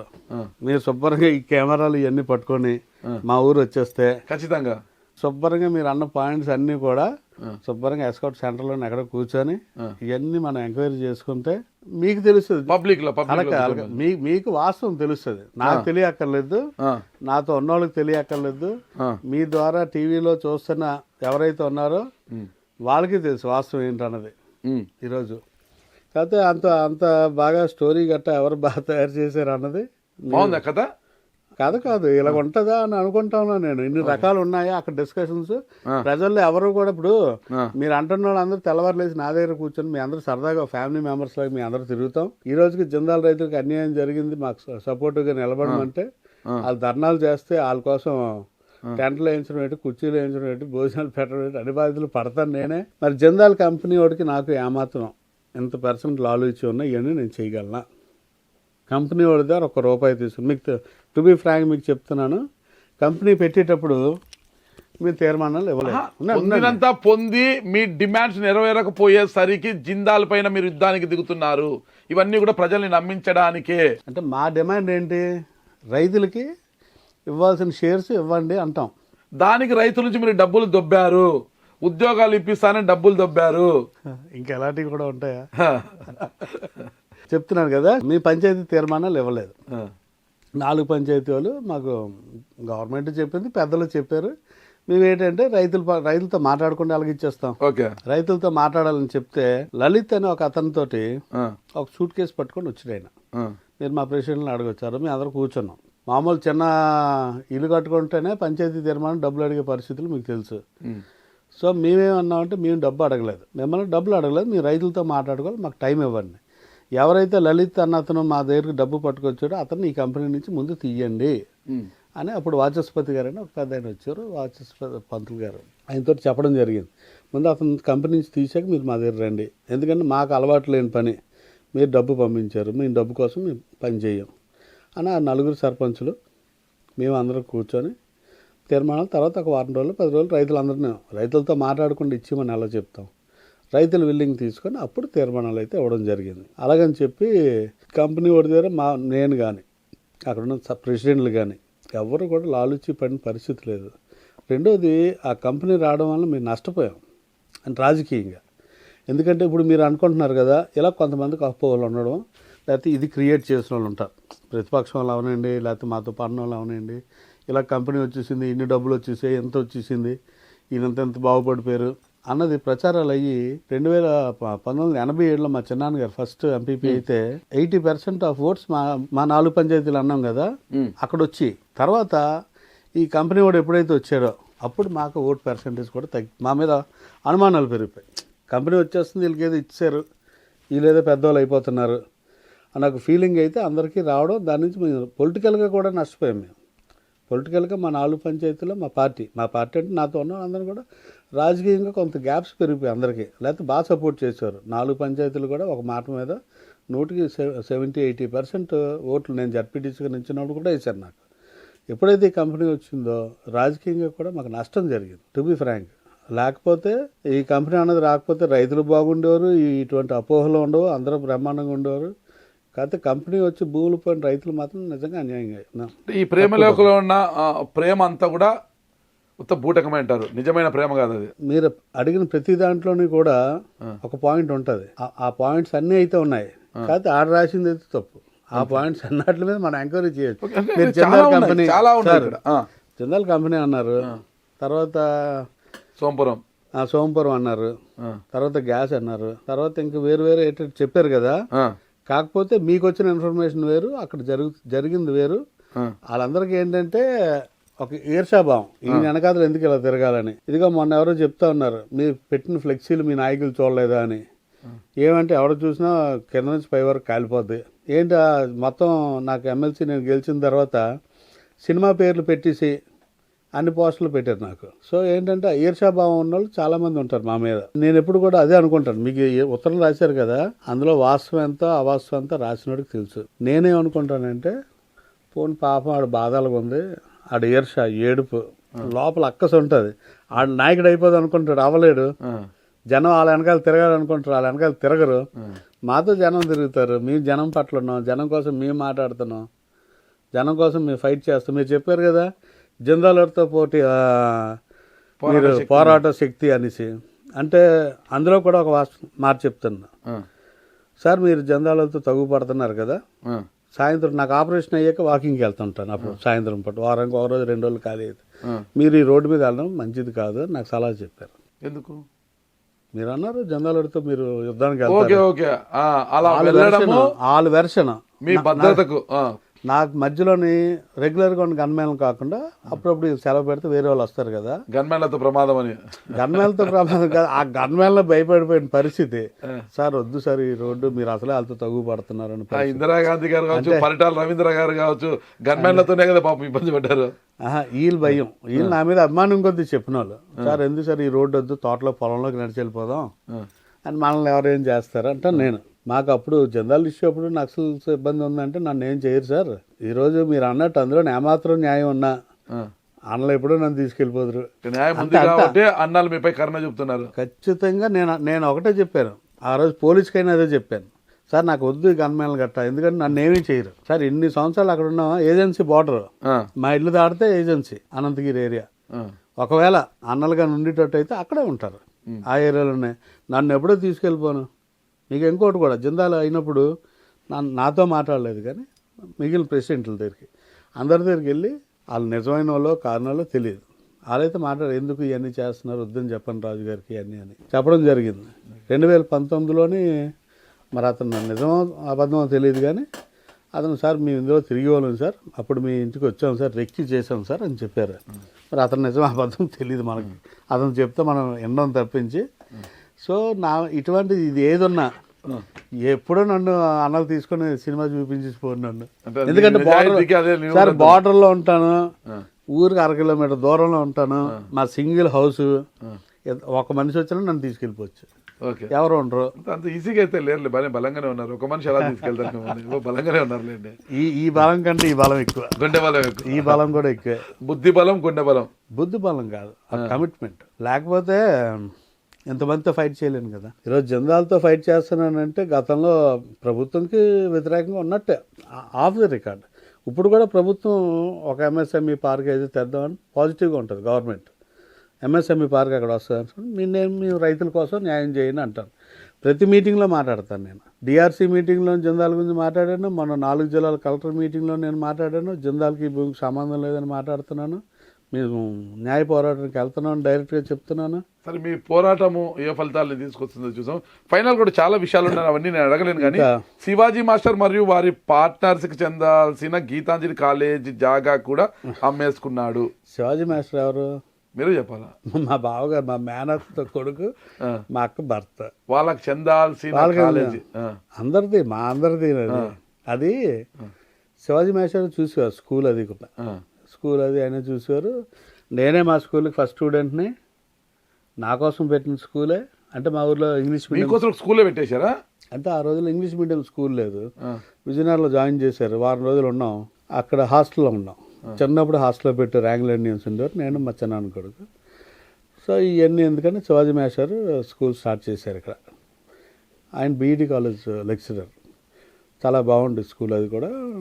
సో తర్వాత గీతాంజలి కాలేజ్ పెట్టారు, తర్వాత ఐవిఎన్ డిగ్రీ కాలేజ్ అని పెట్టారు. తర్వాత 2009లోని బ్యాడ్ లక్ మా బావగారు చనిపోయాక అప్పుడు స్కూల్ చూడాల్సిన బాధ్యత వచ్చింది. అప్పుడు దాకా మా అన్నయ్య మా అక్క కూడా వెళ్ళేవారు స్కూల్కి. అక్కడ నుంచి ఏమైందంటే అందరూ వైజాగ్ షిఫ్ట్ అయిపోయారు. మా బావగారు చనిపోయాక అక్క కూడా వైజాగ్ షిఫ్ట్ అయిపోయింది. అన్నయ్య వైజాగ్లో ఉంటారు, నేను ఒక్కనే రాజకీయంలో ఉన్నాను కాబట్టి ఇక్కడ ఉండాలి. సో అప్పుడు ఏమనుకున్నామంటే ఎవరో ఒకరు చూసుకుంటే బెటర్ కదా అని కేంబ్రిడ్జ్ స్కూల్ గీతాంజలి కలిసి ఒక ప్రాపర్టీ వాల్యూ వేసి, ఇది కూడా మళ్ళీ మీరెంత మంచోలా, మీరెంత సౌహృదయులా అంటారు, వాస్తవం మాట్లాడు. నేనేమన్నానంటే 4 షేర్లు కదా, మీరు ఎవరన్నా తీసుకుంటే మనిషికి 50 లక్షలు ఇచ్చేయాలి, నేను తీసుకుంటే 75 ఇస్తాను. సినిమాలో వాళ్ళు ఇస్తే 50, మీరు ఇస్తే 75 అన్నాను, నేనే అన్నాను. ఎందుకంటే నేను అక్కడ ఉండేవాడిని కదా. ఇప్పుడు దానివల్ల లాభం ఈ రోజు కాకపోతే రేపైనా దానివల్ల 10 రూపాయలు కలిసి వస్తుంది, నష్టం అయితే జరగదు. సో జరిగినోడు ఎవరికి ఇస్తాం, బయట వాళ్ళు కాదు కదా. మా అక్క, మా అన్నయ్య, మా అమ్మగారు.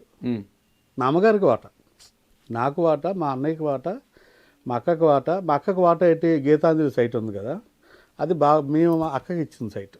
అంటే ఎక్కడో పొలం ఇచ్చాం, పొలం అమ్మేసి ఈ సైట్ కొన్నారు శివాజీ గారు. సో ఆ సైటు ఇదంతా కలిపి ఒక ప్రాపర్టీ చేసి అక్కకు ఒక వాటా, అమ్మకు ఒక వాటా, 4 వాటాలు. సో వాళ్ళ 3 డబ్బులు ఇచ్చి నేను తీసుకున్నది అది. ఇంకా అమ్మగారికి పూర్తి డబ్బు ఇవ్వలేదు నేను. మరి మీ దగ్గర ఉందా, అమ్మేశారా? మా దగ్గర ఉంది. మీ దగ్గర గీతాంజలి సైట్ 2009 ఎలక్షన్కి అయిపోయినట్టు ఉంది.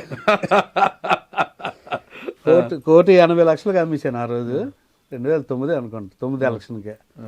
14 ఎలక్షన్కి మెట్టపాలెం అనే పొలం 23 ఎకరాలు అమ్మాను. 1,88,00,000కి అమ్మింది. ఈరోజు ఒక 25 కోట్లు ఉంటుంది. అది తెలిసినప్పుడు ఎలా ఉంటుంది బాధ? జరుగుతుంది, జరగనివ్వడమే. ఓకే, అంత పోయేదే ఉంటే రాబడి ఎప్పుడు? రాబడి ఏం కొద్దిగా ఆ స్కూల్ మీద, స్కూల్ బాగానే ఉండేది. తర్వాత స్కూల్ నారాయణ టైఅప్ ఇచ్చాం. ఓకే, అంటే మనం చూడలేకపోతున్నాం. నా వైఫ్ పాలిటిక్స్, నేను పాలిటిక్స్. Wife sports women? స్పోర్ట్స్లో కూడా ఉండే ఆవిడ. షటిల్ బ్యాడ్మింటన్లో నేషనల్స్ ఆడింది. ఓకే, కాలేజీలో మెడల్స్ ఉన్నాయా? మెడల్స్ ఉన్నాయి. కాలేజ్ డేస్ నుంచి కూడా ఆల్రౌండ్ ఛాంపియన్షిప్ ఆవిడదే. ఈ రోజుకి మాస్టర్ అథ్లెటిక్స్కి గేమ్స్కి వెళ్తుంది. అథ్లెటిక్స్లో మొన్న గుడివాడలో జరిగినప్పుడు కూడా 3 గోల్డ్ మెడల్స్ వచ్చాయి. ఇప్పటికి పరుగు పందెంలో పాల్గొంటారు ఆవిడ? పరుగు పందెం కాదు, ఈ మాస్టర్ అథ్లెటిక్స్కి వచ్చేసరికి ఏంటంటే discus throw, shot put, javelin అవి ఉంటాయి కదా, వాటిలో పార్టిసిపేట్ చేస్తాను. నేను మాస్టర్ అథ్లెటిక్స్కి జిల్లాకి ప్రెసిడెంట్, స్టేట్కి చీఫ్ ప్యాటర్న్ ఉన్నాను. షటిల్ బ్యాడ్మింటన్కి జిల్లాకి మొన్నదాకా ప్రెసిడెంట్ ఉండేవాడు, ఇప్పుడు హానరబుల్ చైర్మన్ నేను. అలాగే స్టేట్కి వైస్ ప్రెసిడెంట్ ఉన్నాను బ్యాడ్మింటన్లో. ఒక స్పోర్ట్స్ మ్యాన్ కూడా దాగి ఉన్నాడు మీరు. ఉన్నాడు. ఇంత మంచి వాళ్ళు కదా, నాకు అర్థం కాలేదు. అస్తమానికి మీరు ఎంత మంచి వాళ్ళు, ఇంత మంచి వాళ్ళు అనుకున్నారు. లేదు, నాకు అనుభవం వచ్చిందండి మిమ్మల్ని చూసి. అసలు నాకు స్వాతిముత్యంలో కమల్ హాసన్ మీరు ఒకటే అనిపిస్తుంది నాకు. అంటే ఆయన యాక్టింగ్ చేస్తారు, ఇది రియల్. అంతేనంటారా? అది రియల్, ఇది రియల్. ఓకే, ఇక్కడ మళ్ళీ కళ్యాణ్ చక్రవర్తి కావచ్చు, కరి పద్మశ్రీ అనుకుంటా ఆవిడే కావచ్చు, జయమానం వెంకటరమణ గారు కావచ్చు, పోతుల సునీత గారు కావచ్చు, రిజైన్ చేశారు పదవులకు కూడా. వాళ్ళు చేసేంతవరకు యాక్సెప్ట్ చేయలేదు. కానీ మీది మాటకు ఒకటి డిస్క్వాలిఫై చేసేసారు. ఏంటి అసలుకి? వాళ్ళు మా కొద్దు బాబు అని రిజైన్ చేసినా యాక్సెప్ట్ చేయలేదు, అక్కడ చేయలేదు, మిమ్మల్ని డిస్క్వాలిఫై చేశారు. ఇది అర్థం కావడం లేదు ఈ పోలిక. మరి ఎందుకంటే మీరు సీనియర్ జర్నలిస్ట్గా ఉన్నారు, అది మీకే అర్థం కావాలి. కొన్ని మేము చెప్పకూడదు, ఇందులో కూడా చాలా విషయాలు మాట్లాడకూడదు అనుకుంటాను. కానీ నేను మార్నింగ్ కూడా అన్నాను మీతో, నాకు మాట్లాడకూడదు అనిపించిన ఏవి నేను మాట్లాడినని. కాకపోతే అందులో అబద్ధం ఉంది కాబట్టి చెప్పాను. మరి ఇందులో ఏది దాగి ఉందో తెలియదు. ఎందుకు రిజిగ్నేషన్ ఎందుకు యాక్సెప్ట్ చేయలేదు అన్నది తెలియదు. రాజకీయాలు ఉంటాయి సార్. చాలా విషయాలు చెప్పారు. ఫైనల్గా మీ యొక్క జర్నీ ఎటు పోతుంది, మీ భవిష్యత్ కార్యాచరణ ఏంటి? ఏం లేదు sir, sailing with the time, sailing with కార్యకర్తలతో కలిపి వెళ్ళడం, ప్రజలతో కలిసి ఉండడం ఇష్టం. భవిష్యత్తు కార్యాచరణ అంటే పార్టీ పరంగా ఏం నెక్స్ట్ ఏంటి? ఇదే పార్టీలో కొనసాగుతారు? ఈ పార్టీ మాకు వద్దు, నువ్వు నీకు మాకు పడదు, నువ్వు వెళ్ళిపో అంటే ఎటువైపు వెళ్ళే అవకాశం ఉంది? ఇంకా అటువంటి ఆలోచన రాలేదు, ఆ పరిస్థితి రాదని అనుకుంటున్నాను. వచ్చినప్పుడు నిర్ణయం ఏదో ఒకటి తప్పదు, రాజకీయాల్లో ఉండాలా. ఓకే, అంటే రెండో పని రెండో వ్యాపారం తెలియదు మనకి. ఓకే, రాజకీయమే వ్యాపారం మీకు? రాజకీయం వ్యాపారం కాదు, రెండో వ్యాపారం తెలియదన్నారు కదా, రాజకీయమే ఒక వ్యాపారం. మాకు టు బి ఫ్రాంక్ ఇంకో విషయం కూడా చెప్తాను. మీరు అన్నారు కదా, లాస్ట్లో జగన్ గారితో డిస్కషన్ మీటింగ్ జరిగింది. నేను మా జిల్లా ప్రెసిడెంట్ మా కడబండి శ్రీని గారు, రగన్న నువ్వు శ్రీని చేయంటే నేను చేయలేను సార్ అని కొంత డిస్కషన్ సార్తో నడిచినప్పుడు మా జిల్లా ప్రెసిడెంట్ గారు చంద్రశ్రేణి గారు అన్నారు, సార్ రఘు రాజకీయాలు ఆశ చాలా పాటు చేశారు సార్, మనం సపోర్ట్ చేయాలన్నారు. అంటే రగన్న ఏమైనా పని ఉంటే చూడు తెచ్చుకో నేను చేసి పెడతాను అన్నారు ముఖ్యమంత్రి గారు డైరెక్ట్గా. అంటే సార్ నాకు రాదు సార్, అలాగా మీరు నాకు ప్రాజెక్ట్ ఇచ్చిన నేను చేసుకోలేను, నాకు నా రాజకీయం నా గౌరవం ఇవ్వండి చాలు, నేను మీరు అలా చెప్పి అలా చేస్తాను, అది కాకుండా మీరు నాకు ప్రాజెక్ట్ ఇచ్చిన చేయడం నాకు పైరులు చేసుకోవడం రాదు సార్ అని చెప్పి వచ్చినాను నేను. ఇక అందరూ మిత్రులు అందరూ అంటారు మీరు ఎలాగైతే అన్నాలని.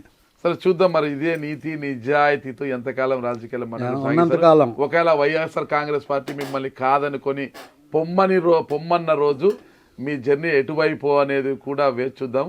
థ్యాంక్ యూ రఘురాజ్ గారు, నమస్తే. Thank you.